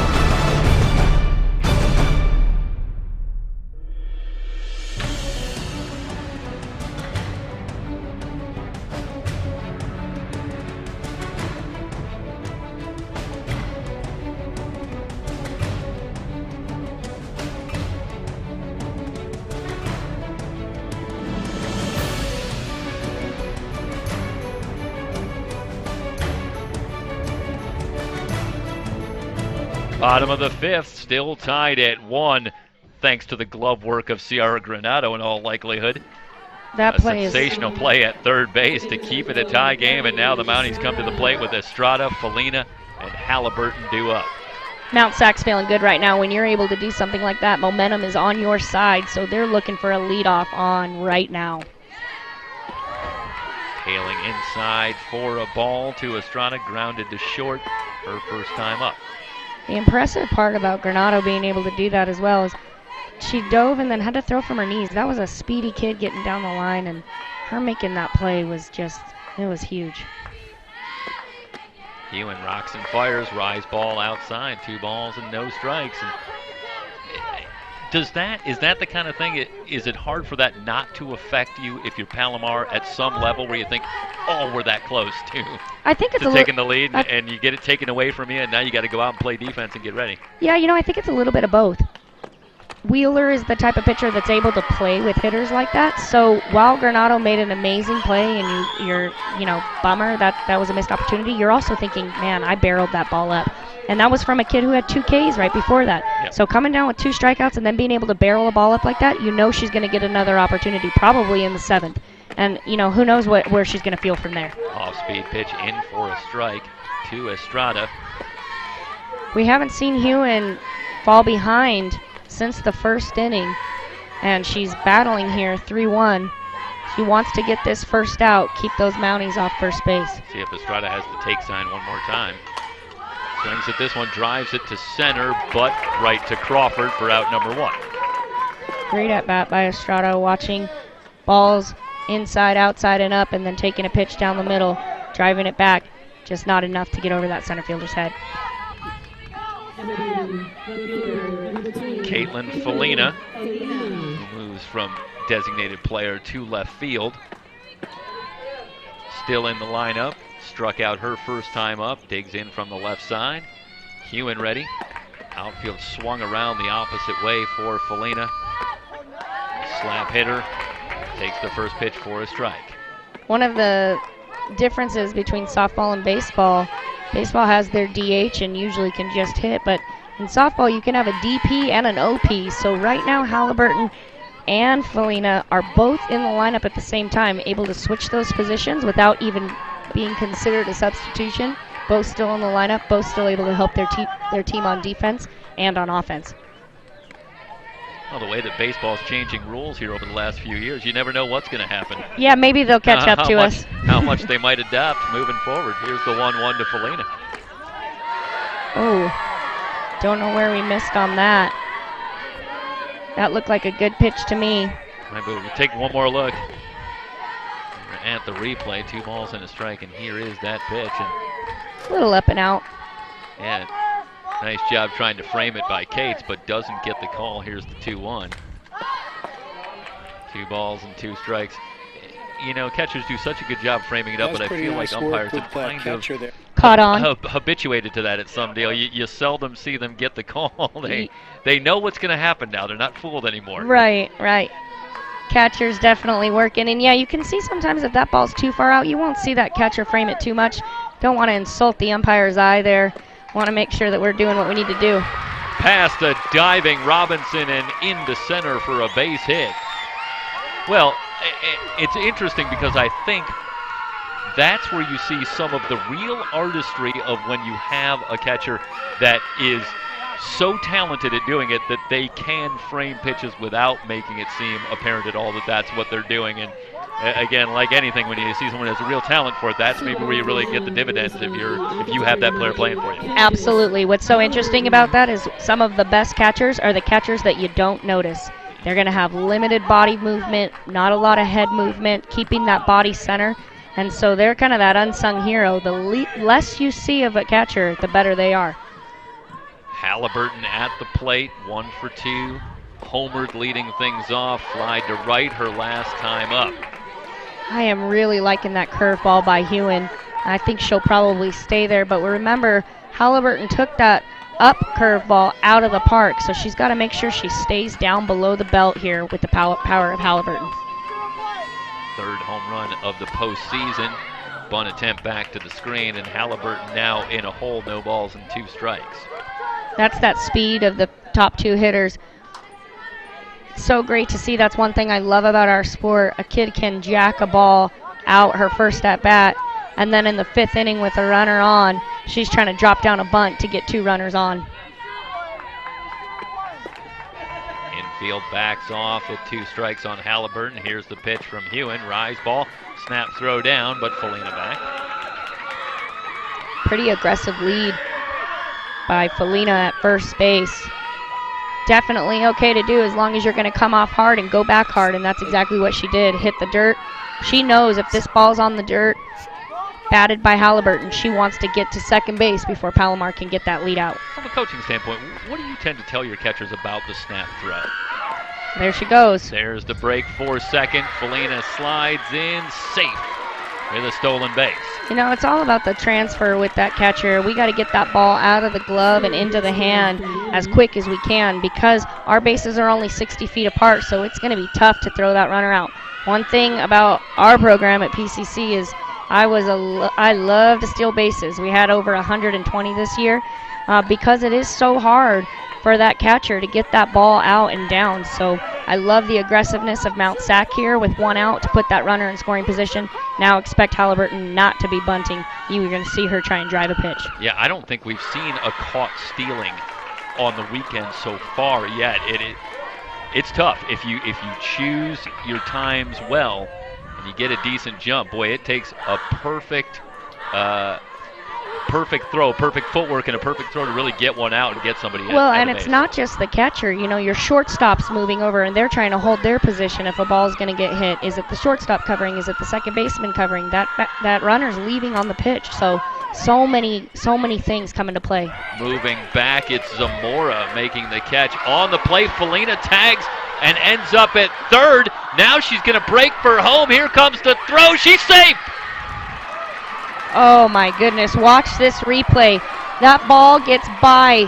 Felina is standing on third base, fixing her helmet. She has no idea that the ball has gotten by. You see Coach Rojas screaming, yelling, stomping, kicking, everything she can. Watch Felina here. Has no idea what's going on. And then all of a sudden, oh gosh, I gotta go. Still has the speed to make it. Absolutely. You know she's going back, huge smiles. Look at her. There she is, all of them. What were you thinking? Go, go, go. I wouldn't be surprised if Coach Rojas has a bruise on her quadricep after that. Pounding, clapping, doing pretty much everything other than a tap dance out there. Get that kid trying to come into third or trying to come into score. Well, all's well that ends well, I guess, if you're in that Mount SAC dugout. A potential opportunity lost, but then regained in a strange play to be sure. Amounts to a sacrifice fly.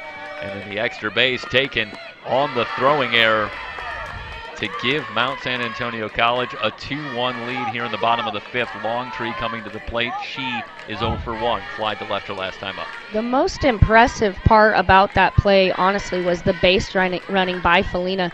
To be at second base, that ball was not hit very deep to right field. And to have the wherewithal to know I need to tag and try and create an opportunity to get to third, it was huge. I was watching her at second, and I was surprised that she was going to push that. But the speed that she had going into third base was impressive, and it created an opportunity for them, and they took advantage. Yeah, it starts with a good heady running play, and then you get a little bit of good fortune. Base running is my most favorite part of the game. It's something that I look for all the time. I just think it's the great equalizer. You can have a power team, but if you have speed and you have aggressiveness on the bases, you can create so many opportunities for yourself. Sorry about that, please. No, I was just saying that right fielder, the second baseman caught the ball.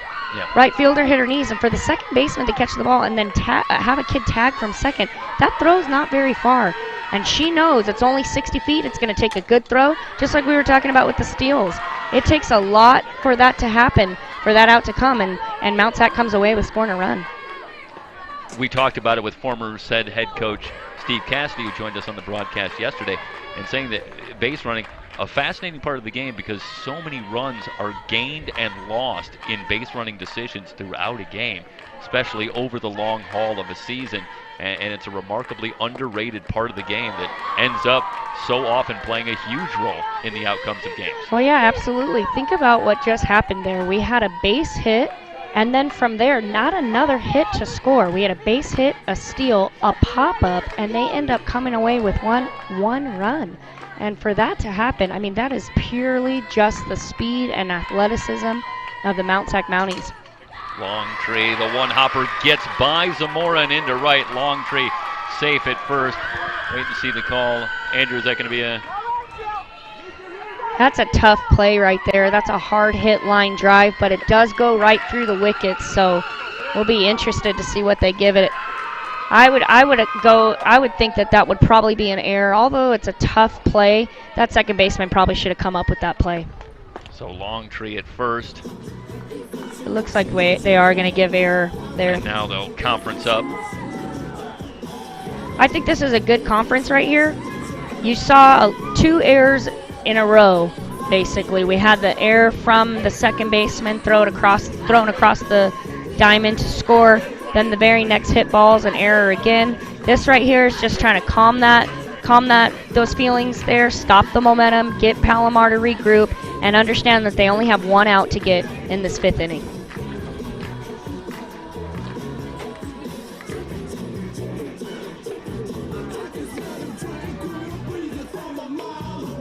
And if you're the Comets in this situation, yes, you're trailing 2-1. 6 at bats still left, but I can't imagine you come up here as a team and not imagine with the other 7 teams that you're dealing that you're not going to face some adversity in the weekend, even if it ends the way that you want it to. You're probably going to have your back against the wall once or twice before it's all said and done. Oh, absolutely. Palomar knew it was not going to be an easy walk through the park. They know they're going to have to battle and grind, and you know their bats were on fire last night. They know they have the ability to continue to press and push, so I don't expect Palomar to back down for a second. Vicky Gutierrez will be the batter. She's 0 for 1, struck out her last time up, did walk back in the 1st inning. Huen misses with the fastball. And Gutierrez is a kid that you want to go right at right now. Although we talked about it, we think she's due. Right now, she's not seeing the pitches as well as maybe she usually does. So this is the kid you want to go to. You definitely don't want to run her on second. 1-0 pitch, off speed in there for a strike. Palomar fans wanting that first pitch a little bit. That's one thing I love. You can hear them. They're definitely invested in talking about what's happening each pitch as well. Does Frank Bispo have the toughest job in the house? Oh, my goodness. I don't envy him at all. Popped up, shallow left, moving back. It's Robinson, and she's got it. Big out for Huen right there. Gets out of the inning, but not before the Mounties retake the lead. 1 run on 1 hit, 2 errors, 1 left on base.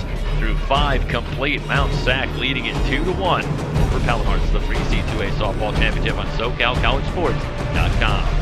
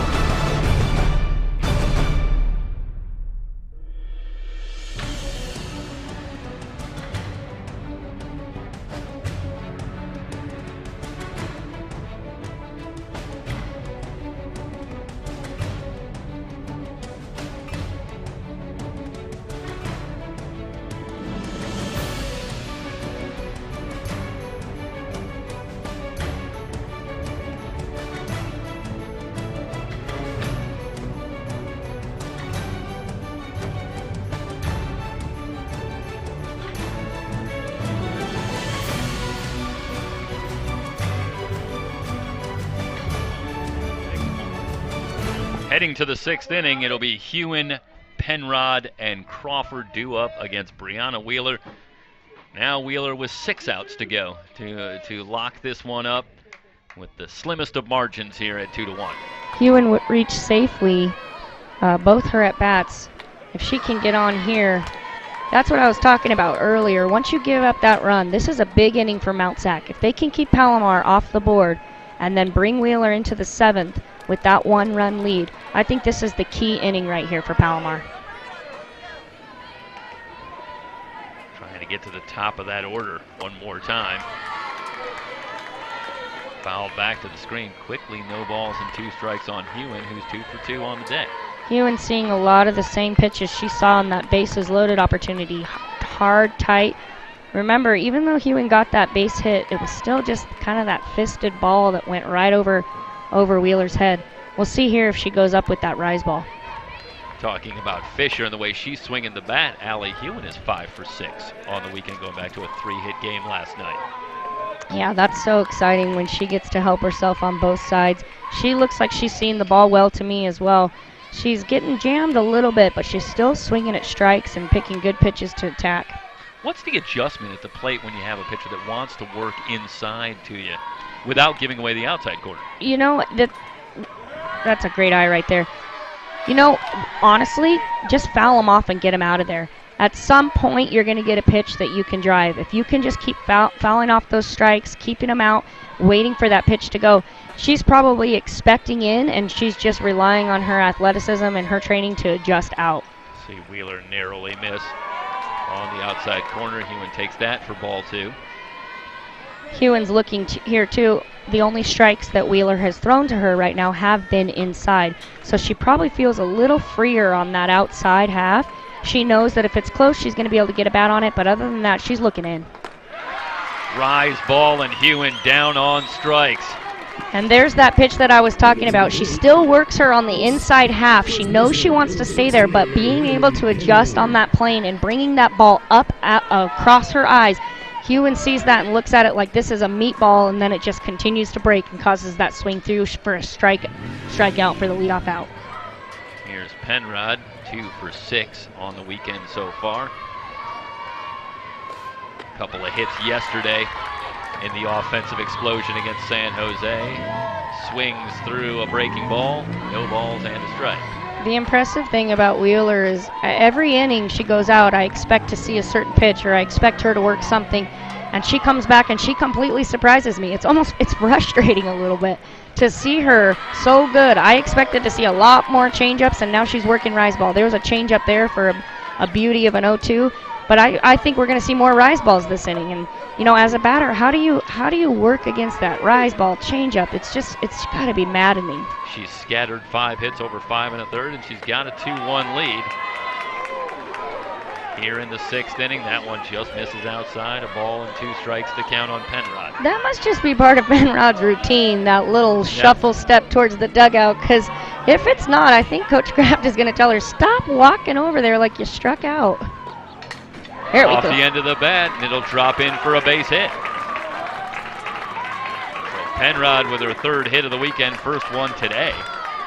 That's the impressive part about Palomar's hitters and the strength that you can see. Wheeler is absolutely fooling them.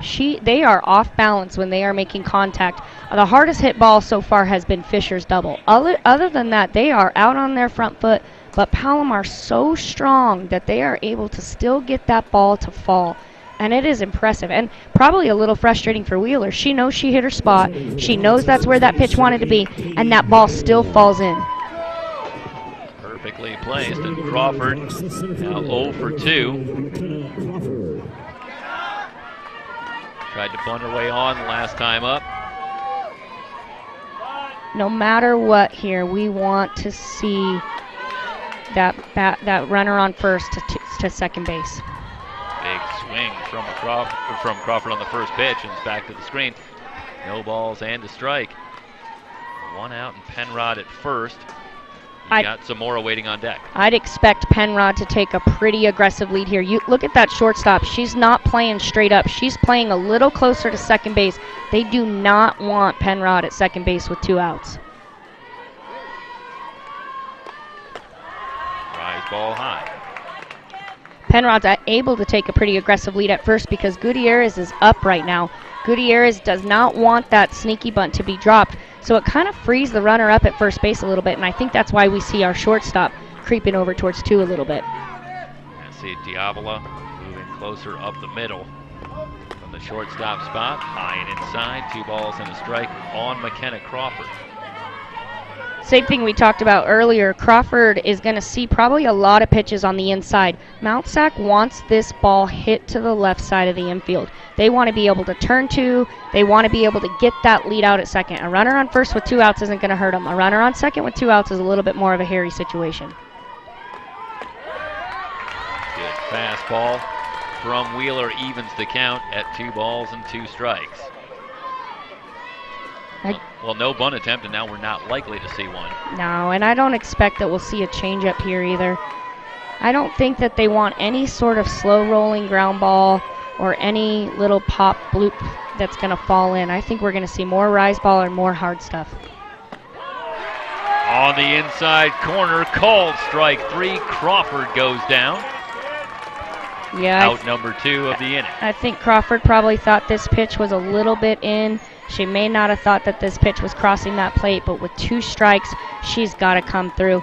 I would tend to agree with Crawford there. I thought that pitch was a little bit in, but that's a tough pitch to take with 2 strikes. Yeah, you're asking for trouble, I think, in a 2-strike situation. Cutting it that close. That'll bring up Jillian Zamora, who's 0 for 2 for the Comets. This does mean that they will start the 7th inning with the top of the order if the inning ends here. Yeah. Kylie Pignon. That's not a bad place for Palomar to be in, but I'm going to guarantee that Coach Kraft would rather her top of her lineup come up in this inning with base runners on. It's exactly true. If you give her the choice, you know what she's going to vote for. Hey, let's just bat around this inning. Yeah, exactly. Let's give everybody a chance. I wouldn't be surprised to see more changeups to Zamora here. Now that soft roller's not as big of a deal. We have a force at second. Remember, Zamora did have that soft liner to second off the changeup and then swung through it on her second at bat. Right now, Wheeler's not really concerned with that runner on first. All her focus is on Zamora. No balls and 2 strikes to count. Roller to second, but Estrada over to first to retire the side. No runs, 1 hit, no errors, 1 left on base. We'll head to the bottom of the 6th. Mount San Antonio College, a 2-1 lead over Palomar at the 3C2A Softball Championship. Day 2 here on SoCalCollegeSports.com.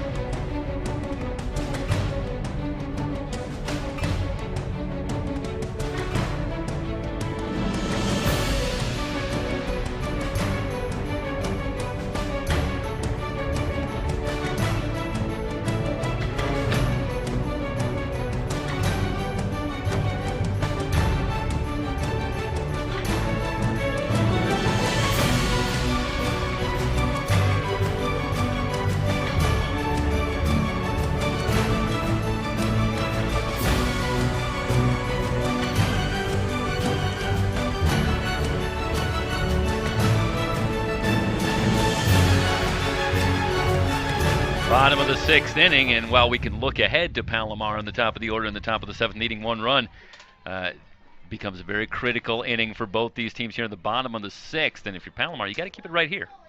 Absolutely. It's so exciting when stuff like this happens. It truly is such a critical inning for the Mounties and for the Comets. The Mounties know they want that insurance, they want that 1 extra run, and Palomar knows they only want to be chasing 1. So there's definitely something on the line for both teams right now.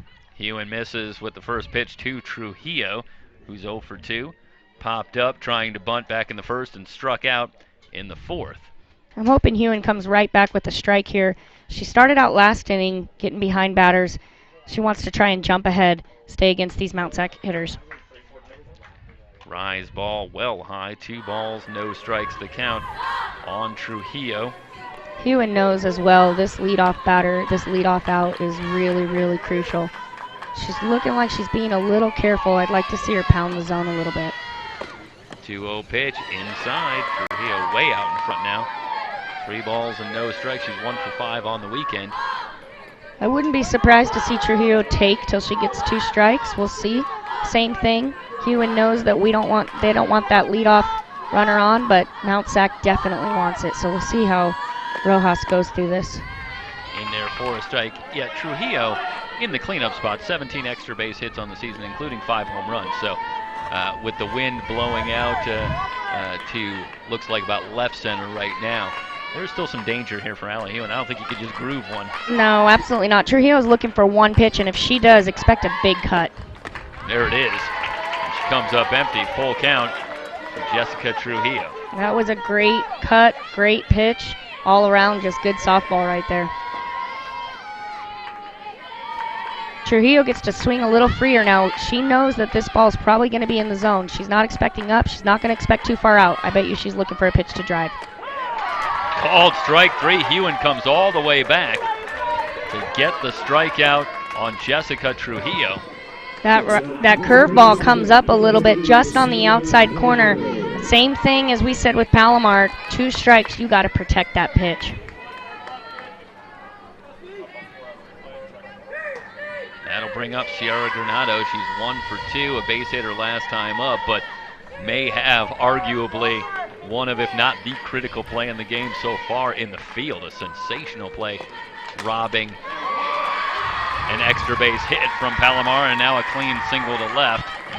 Absolutely, Jeff. If this score stays as is, it's going to be the glove work of Sierra Granado that helped this Mount Sac team to this victory.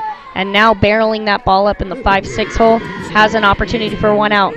Now remember, we ran for Granado already, so she does have to stay out there. We'll see what happens. Mount Sac has some depth on the bench. If she does get into scoring position, it may be interesting to see if Coach Rojas does put a pinch runner in and has Granado sit the rest of the game. The great play did come against Renteria at the plate with Fisher at second. So that was back in the 5th inning. Line drive will stay up for Waholes and right for out number 2. Ramirez retired, and that'll bring up Quinn de Avila, the hero of yesterday's victory over Sacramento City, and how Quinn de Avila would love history to repeat itself here in the 6th inning. Oh, absolutely. You know she would be excited for that. I'm sure we'd see the cowbell. That paper-mache cow may even moo itself all the way to home plate after that. That was a great piece of hitting by Ramirez on that. That's a pitch she struck out on last at bat, and this one she drove to right. Ended up in an out, but as far as process goes, that was a nice piece of hitting. I'll tell you, the cow's getting a lot of screen time. I think every team's going to bring a mascot next year. He looks as if he's a little bit of a pirate right now. He's only got that one eye showing. Maybe he's nervous, can't look. He's trying to move that hat, so cover up those cow eyes. First pitch to de Avila, outside. Ooh, that's a tough ball there. That I feel like that zone's been established by that umpire, that he's giving her that outside corner and not there. Maybe it was a little lower than I can see from up here, but I bet you Huen definitely wants that pitch there. The 1-0 pitch. Little high, 2 balls, no strikes. Now on de Avila. And obviously we know she's got the power to take one to the gaps or out. Absolutely a hitter's count here. Again, I wouldn't be surprised to see a big hack from de Avila right here.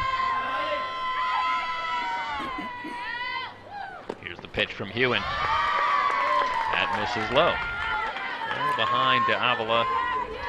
3-0 the count. Gabby Estrada waiting on deck.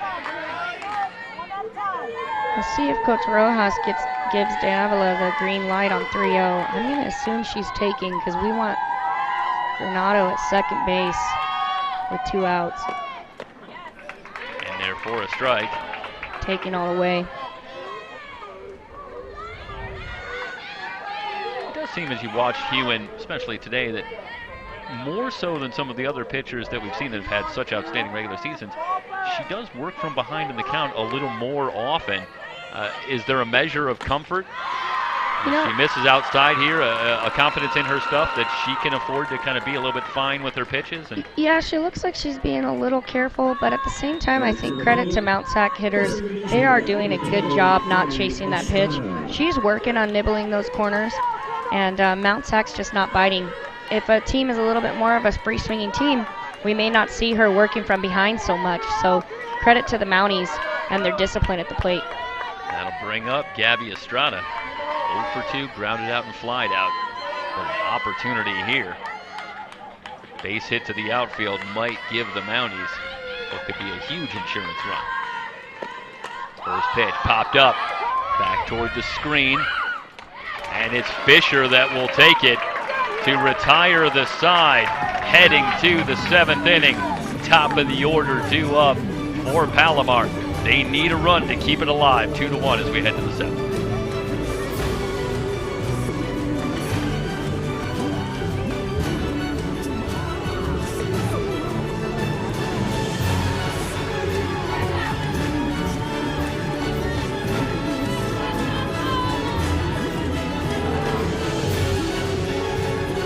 That's pretty cool you bring the exterminator along with you.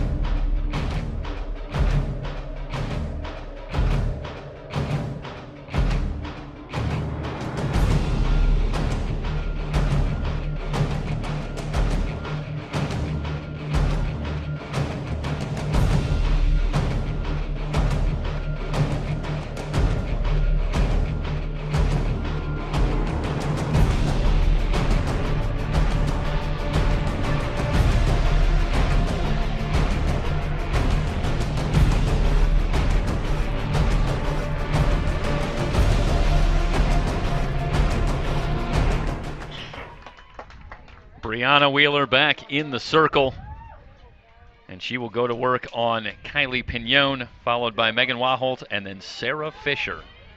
Due up third this inning for the Comets, who trail it 2-1. First pitch to Pignon. Wheeler's going to pound the zone here, try and get ahead of these hitters, continue to do what she does. I'd expect a pitch probably in that same spot.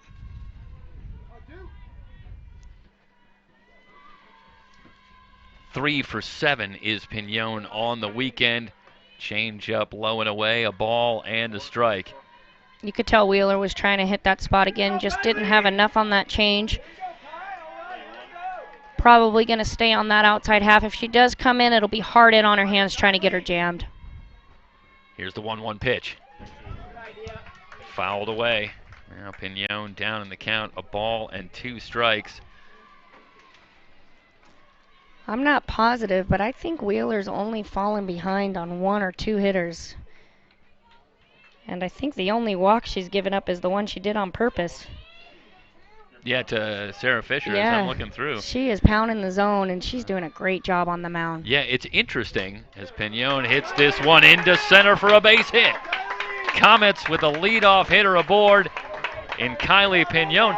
Yesterday against Sacramento City, it was somewhat uncharacteristic with 3 walks in the game, and you can see with the talented pitcher, the quick adjustment, obviously much better command today, but also an incredibly formidable lineup in here, so they've gotten their hacks in too. But she leads it 2-1 here in the 7th, but Pignon aboard, and here comes Waholtz. That at-bat by Pignon is absolutely huge. It means someone's going to be on base when Sarah Fisher comes up, going to force Mount Sac's hand, and she has an opportunity to tie it up. I wouldn't be surprised if we see a bunt here. Coach Kraft definitely working for 1 run. In front of the plate, and it's a foul ball. Here's the thing. If we go here, and this would be somewhat unconventional, but if you do move Pignon to second, I can't imagine that you can consider, even as good as she is, intentionally walking Sarah Fisher. But if you're Brianna Wheeler, I mean, how are you not incredibly careful? You know, I think that I don't think we'll see an intentional walk, but we will definitely see a careful pitch around. Yeah, I can't imagine you put anything in the zone. Bunt to Granado. She goes to first for the sure out to get Waholtz, but the successful sacrifice moves Pignon to second. And here comes Fisher. That base open, I definitely think they're going to be careful with her. You're talking about the go-ahead run if you put it on, but I don't know how 5 for 6 in the way she's hitting the ball. You can't be thinking we'd be better off with her at first base at this point. And honestly, I have not seen a hitter who hasn't struggled. Oh, they are walking her. Look at the respect for Fisher right there. I have not seen a hitter who has not struggled with Wheeler's changeup besides Fisher. And Fisher sat on a few changeups last night from San Jose City pitchers as well. And this just goes to show we are willing to put the go-ahead run on first because of the power of Fisher. Well, it's got to be a great feeling, and you can tell a great hitter when you see one. If they can sit on a changeup, that's got to be because they have the bat speed that they can actually adjust to a faster pitch and at least take it the opposite way or foul it off. And that's such a rare thing, I have to imagine, to have someone with that kind of bat speed. Absolutely. She just doesn't get fooled. She doesn't get cheated. If she gets out, you're thanking your lucky stars.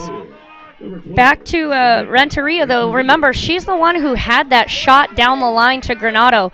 And we were talking about that. How does that feel as a Palomar hitter?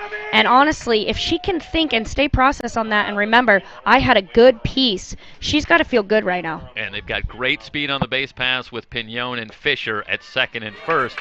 First pitch misses inside. I love the 7th inning of softball games. So much fun stuff just happens. And you know adrenaline is up on both sides right now. Palomar fans getting a little rowdy, going right at Wheeler. Renteria came into the weekend batting .446. So while we're talking about what Fisher is able to do, we're talking about a hitter here who hit just about .450 over a long regular season. I tell you something, Samantha Renteria can hit. Right, absolutely. You know, we've been talking about Fisher and giving her so much credit, but really the kid who hits behind the stud that is Fisher should not be overlooked, because if all we do is walk Fisher and we don't have somebody to protect her there, it doesn't make Fisher the type of hitter that she is. So Renteria definitely holds her own and packs a punch. I really like this timeout that Ramirez calls here to go talk to Wheeler. Wheeler threw a pitch in, kind of threw her hands up, like, where did I miss on that? Ramirez could see that Wheeler was a little frustrated, called timeout, went to talk to her pitcher, calm her down, remind her, we're still in control. Let's get a ground ball. Let's get a pop-up. Let your defense help. The 2-0 pitch, swing and a miss. Great pitch by Wheeler right there, right after that timeout by Ramirez to come in and pound that zone, getting Renteria to swing through. Yeah, it looked like a rise ball, and Renteria just could not catch up. 2 balls and a strike for Renteria, 0 for 3 on the day. Knocked up, foul territory, but Granado calling for it and has it for out number 2. You can see Wheeler fired up right there, yelling back at Granado, let's go. She knows there is blood in the water. There's 2 outs. There's 1 hitter standing between her and advancing her team on.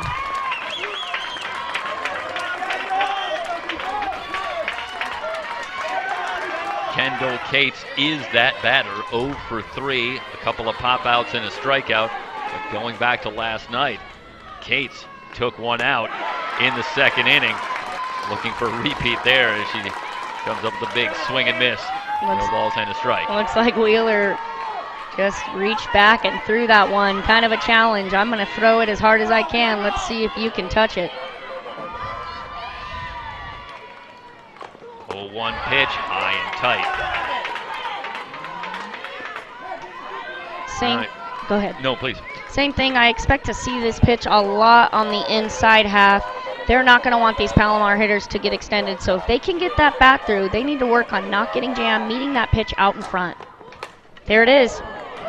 Cold foul, and a ball and 2 strikes. And now the Mounties just 1 strike away, going for back-to-back championships. That's still a couple of days away, but you cannot overestimate how important this game is. This is to be in the winner's bracket on day 3. Now you've got just 2 wins left. Now you got to lose twice to get knocked out. So this is just a huge ball game and a huge moment. Absolutely. Here's the 1-2. Off the hands, a bit of a spinner. The play to first, everybody's safe. And meanwhile, Pignon never stops and comes home to tie it up at 2. Oh man, I cannot talk enough about the power of good base running. See Pignon get a good break there, and this is fielded nice and cleanly by Estrada, but misses the tag. You're never going to get Cates at first, and Pignon never stops running. What an aggressive send by Coach Kraft there. Same thing, right? I mean, at this point, nobody besides Fisher has barreled her up. Watch this base running here. Head down. She knows there's 2 outs. I can run without fear. Watch her go. She's going to take off, hit this corner, stay tight inside. She looks up for a split second and knows there's going to be a play at the plate and comes hard. Second run scored for Pignon. Talk about a spark plug at the top of the order. The crowd got into it enough. They knocked down our Absolutely. our I think there defensive was, sheet here up top on the clipboard. I think there was a Snapchat going on before. I wouldn't be surprised to see that celebration somewhere else. But, you know, Estrada couldn't do much there. She had to stay with it, went for the tag as she should have, and tried to go first. That hustle down the line, really, really, really impressive base running by Palomar. It bears an uncanny resemblance to the previous run-scoring single off the bat of Allie Huen, who is at the plate now with a count of 1 ball and no strikes. The other thing to keep in mind, this inning's still going here. We're tied at 2. You still got 2 runners on. If you're Brianna Wheeler, well, you got to find it in a hurry and get yourself out of this inning. Absolutely, and you know, Wheeler's got to feel a little frustration, right? The 2 RBIs that have come through have been on spinning fly balls that are not well struck by any means, but still scoring runs, and so you know she's feeling a little frustration there. Mount SAC worked hard for their runs, you know, hitting that home run and then again aggressive base running, but Wheeler should still feel good. We're going to pound that zone, but I know that's probably a frustrating feeling. This game, as advertised, brand new game, 2-all in the 7th. High and inside with the rise ball, 2 balls and a strike on Huen. Trying to give herself the lead here as she goes back out to the circle. And she can deliver a base hit to the outfield with Sarah Fisher at second base. Absolutely. Swing and a miss. Count evened up, 2 balls and 2 strikes on Huen. Expect Fisher to be moving on a swing. Obviously, if it's ball 3, she's got to stay there. But if Huen looks like she's going to take a hack at all, Fisher's going to take off, and you're going to see that same base running all the way around.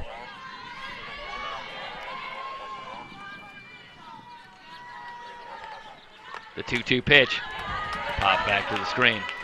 Huen's 2 for 3 on the day. 5 hits already on the weekend. But none would be bigger than this one. She could deliver a base hit here. Fisher is fired up. She is excited. She's ready to go. She knows she is that go-ahead run. Watch this aggressive lead as she comes around. If this contact is made, expect everybody to be moving. Wheeler Down steps on up. strikes. Wheeler blows it by her to end the inning, but not before the Comets get the run they need. 1 run on 2 hits, no errors, 2 left on base. We're not done yet. We head to the bottom of the 7th, tied at 2 on SoCalCollegeSports.com.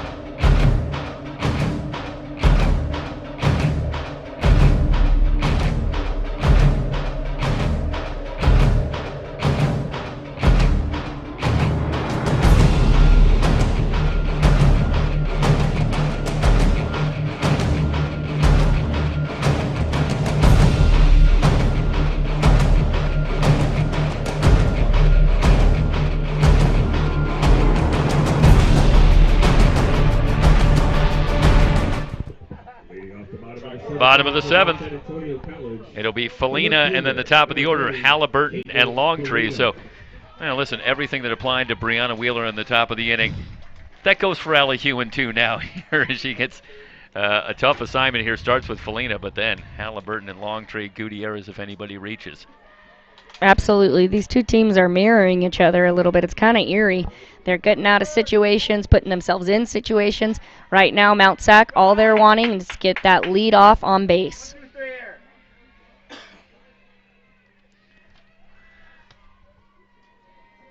Huen ready. Here's the pitch. This is high and away.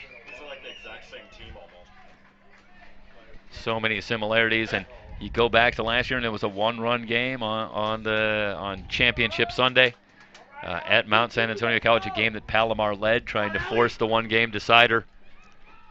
Right. I don't think anybody sitting in these stands is surprised that we're locked up 2-2 in the 7th inning right here.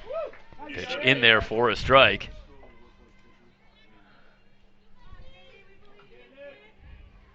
Similar situation as well. If Felina gets on, we're going to expect that bunt. So Mount SAC working hard to get this leadoff on, try and win with the walk-off. Gonna make the call here for you right now. I think Felina, the critical batter here. I think if she gets on, it's going to be very difficult to keep the Mounties off the board in the 7th inning. Absolutely, especially with the speed that we've seen. And actually, I think Mount SAC has been barreling Huen up just a little bit more than Palomar has been barreling up Wheeler. So if they do get this run on, expect the speed. Remember, we've had some steal attempts, actually steals in general. Nobody's been thrown out. So the speed of Mount SAC, same thing, aggressive base running, that's definitely going to come into play. 3 balls and a strike on Felina.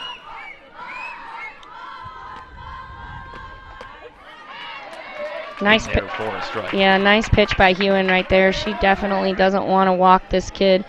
Felina's thinking that too. She does not want to put that leadoff walk on, so I wouldn't be surprised to see a swing here. Payoff pitch to Felina. Fouls that one away. Good 7-pitch at bat here for Caitlin Felina against Huen, who's up over 100 pitches. Yeah, Huen needs to pound the zone here. Felina's not a player that's going to park a ball, so she needs to go right at the zone. She's a singles hitter mainly, so working to go after her to not let her get on is key. Out to Pignon, backing up but makes the catch. That's a tough play for Pignon. Way to hang with that. That ball slicing off left. She switched her feet as an outfielder, hung with it, and made a critical first out. Yeah, that's Caitlin Felina giving it a ride there, I think. Right. Yeah, that's Pignon exactly playing right. very shallow, and she got into that one but couldn't get it over the head of Pignon. Out number 1, and that brings up Halliburton, who's 1 for 3, led off the game in the bottom of the 1st for Mount San Antonio College with a home run.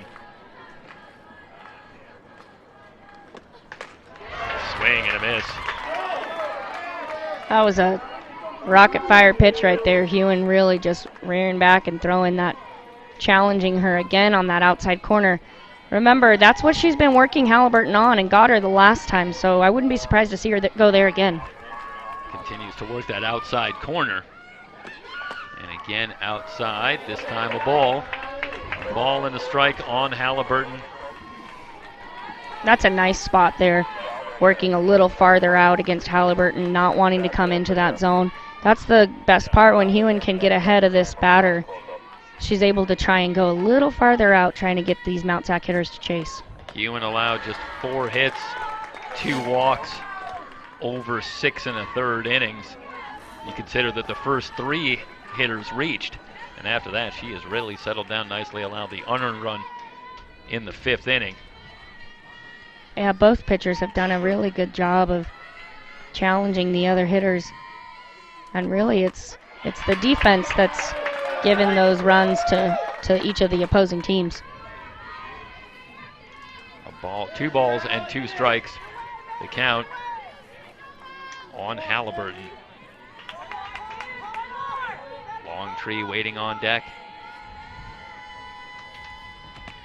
Huen ready. Rocks and fires.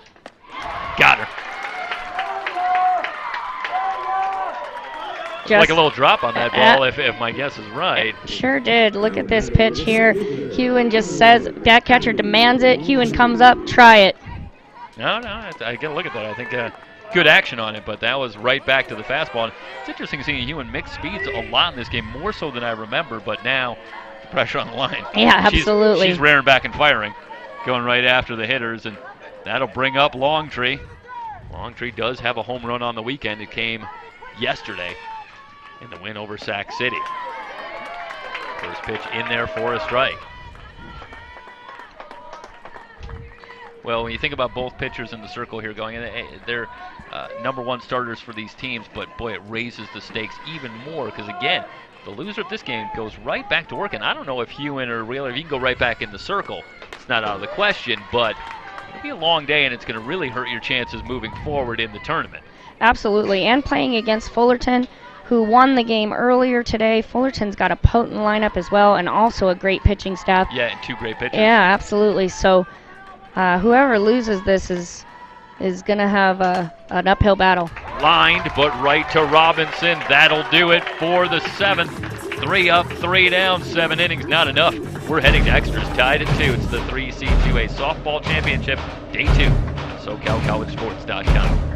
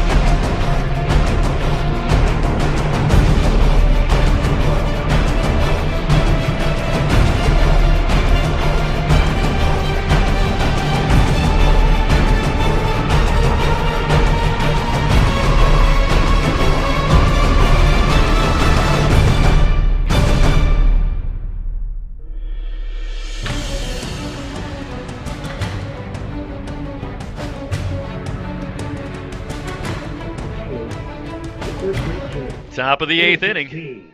Heading to extra innings, and it'll be Penrod, Crawford, and Zamora. Bottom of the order, 2 up for the Comets. Tied it up in the top of the 7th. The leadoff single from Pignon comes around on another strange scoring play. We've had a couple of them in this one. Cates reaches on a fielder's choice as the tag was missed. Estrada going after the lead runner. First pitch swinging, popped up. Shallow left. Halliburton, or I should say Felina, out there replacing Halliburton. Under it for the out to retire Penrod.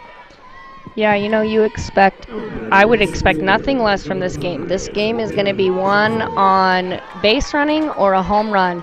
I do not expect to see 2 doubles back-to-back. You're not going to score in your typical fashion.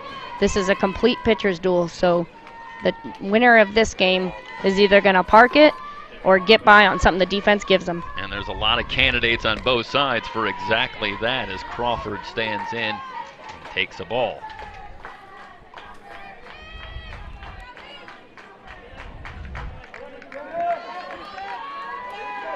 Both teams through the top of their lineups right now. So seeing later hitters. So interesting to see what the bottom half of the lineup can do. Get a look at this one from up top, and Granado just outside the bag. Granado does a good job covering that line. If that ball had been fair at all, I think she gets a glove on it. Yeah, so critical really to hug the line, especially that third base line.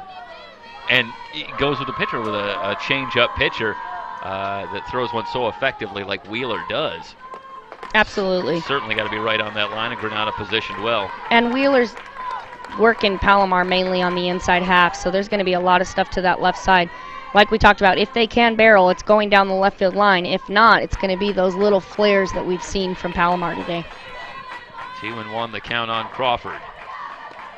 Here's the pitch. Jammed her. Long run, and it's going to drop. Foul ball. Felina giving chase, but can't quite get there. So 2 balls, 2 strikes to count. I would have liked to see Felina lay out there. On that foul ball, you have nothing to lose, and that ball was up.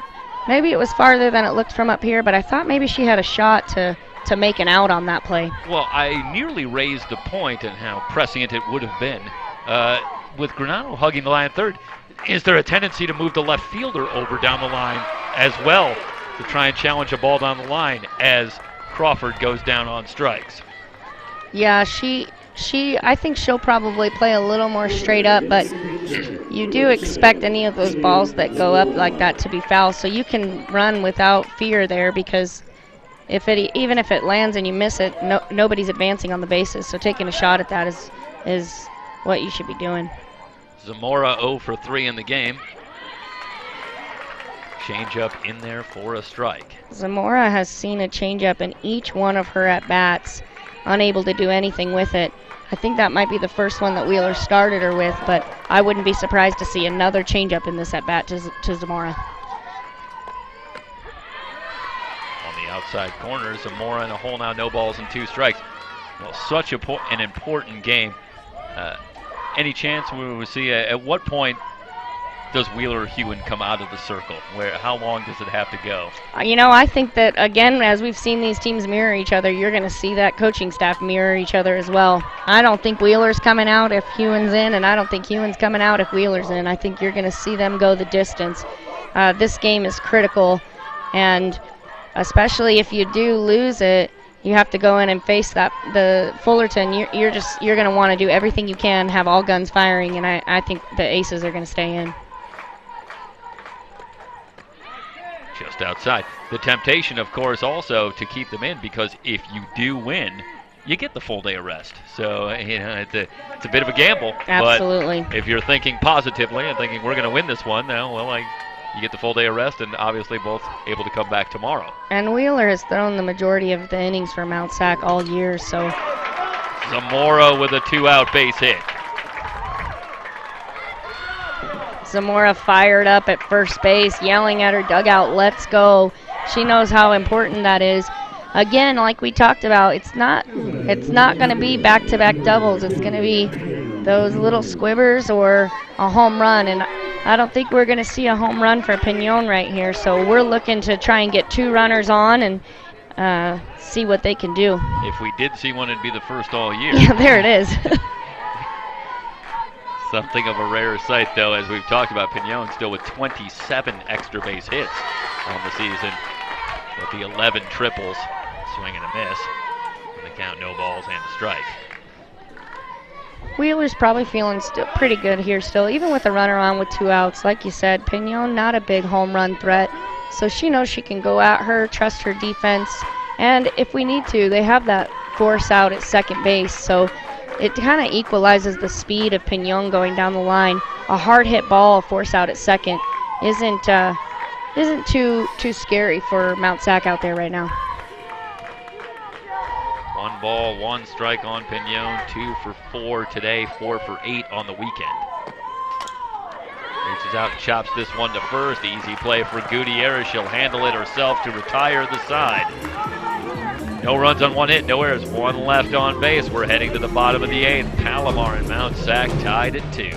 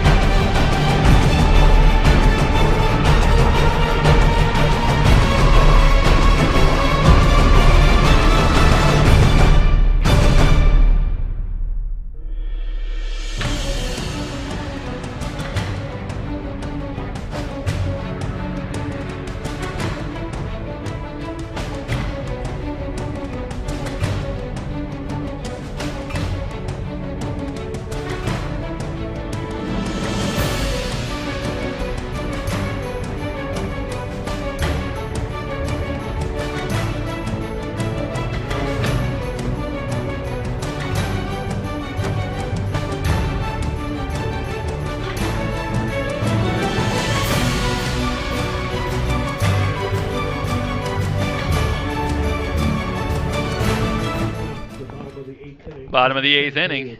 And the heart of the order due up for the Mounties. Vicky Gutierrez, Jessica Trujillo, and Ciara Granado due up against Allie Huen. This is the part of the order that Huen wants to be careful with. This is the opportunity that if they do score, this is the section that could be the home run hitters. So. And Gutierrez, who's 0 for 5 on the weekend, stands in against Huen. I'm sure it's in the back of their minds a little bit that they could end the game, but really I think Mount SAC hitters right now absolutely are thinking, let's just get base runners on, create something. When you're the team that's hitting in the bottom of the inning, you know, all you have to do is get that one run on and get them into scoring position. That's a big hack by Gutierrez right there, swinging at good pitches. The wind starting to pick up a little bit. It had gone limp here in the afternoon, but still blowing. Now a bit of a crosswind, maybe out a little bit to left center. Yeah, Huen needs to stay down in the zone, work those in and out, not get that ball elevated. She wants to, if Mount SAC beats them, she wants to make sure that they are putting together hits, not winning on one swing. That's a nice pitch right there. That curveball has really been working for Huen all day. She should continue working that, and now ahead of Gutierrez as she goes in 1-2.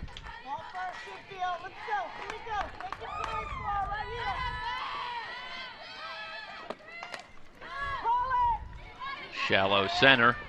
Crawford able to track it down for out number 1. Gutierrez retired. Both pitchers in the 8th inning, both pitchers getting the first out, which is so big. With 1 out on the board, even if that base runner gets on, it kind of takes away that bunt. We may see a bunt with 1 out, but then even then with 2 outs, you've got to get a base hit to score. So getting that leadoff out is huge for both Wheeler and Huen. Trujillo 1 for 6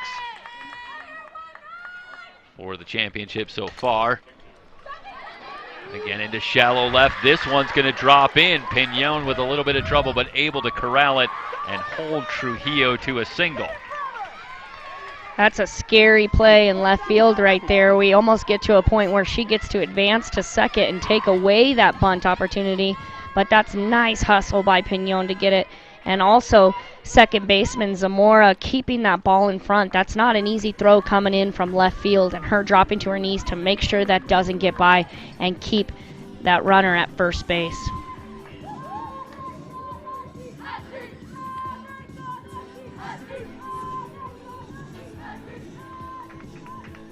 And here is Granado, who's 2 for 3 in the game. Granado's been swinging the bat well. She has barreled up both of her hits. Everybody else so far really getting kind of fisted, giving some little flares, some little duck farts as we call them, but Granado really barreling up, hit that 5-6 hole well. I'm sure she's feeling good right now, and I'd be expecting Mount SAC to be really aggressive at first base here. And to that point, Trujillo is a threat to go 3rd on the team with 9 stolen bases on the season. Yeah, pitch inside. That's a tough position as a coach. You know, if you send her and she gets thrown out at second, you take away your opportunity to go ahead here. But her at first base isn't going to get them what they need either unless Granado hits a double. So we'll see what Coach Rojas does here. Looks like Trujillo's taking a little bit of a delayed lead at first base. So she's not necessarily leaving when the ball leaves the pitcher's hand. She's leaving a little bit later, mainly so that when that ball gets hit, she can take that hard, aggressive lead and continue to second base. Infield back looking for 2. Here's the 1-1. Driven deep to left. This may go back. It's gone! And the cowbells are ringing for Mount SAC. Exactly like I said, I thought that this game was going to go with a home run. Granado doing big things at third base and coming up with a bomb to left field. You said it exactly, Monica. It's Ciara Granado who saved the game with her glove, arguably in the 5th, then ends the game with her bat in the 8th. Oh man, that kid has got to be on cloud 9. I saw that barrel all day. We see the cow coming from the bullpen. must be coming home to pasture. Granado with a dinger to put Mount Sac and keep them in the winner's bracket. A walk-off home run for Ciara Granado. Again, remind everybody, 45 minutes in between games. We will return. Monica, I am hoping that you will return as well and continue to join us. How could I leave you after this, Jeff? It's been so fun. I think we got you hooked with this one. 4-2, the Mounties with the walk-off get the win. They are in the winner's bracket. They get College of San Mateo tomorrow in the winner's bracket on day 3. Meanwhile, for Palomar, tough luck loss, but they will come back. They won't have much time to get over it. They get Fullerton. That's coming up next in about 45 minutes. We hope you will join us then. For everybody at SoCalCollegeSports.com, thanks so much for joining us. We'll see you soon, everybody.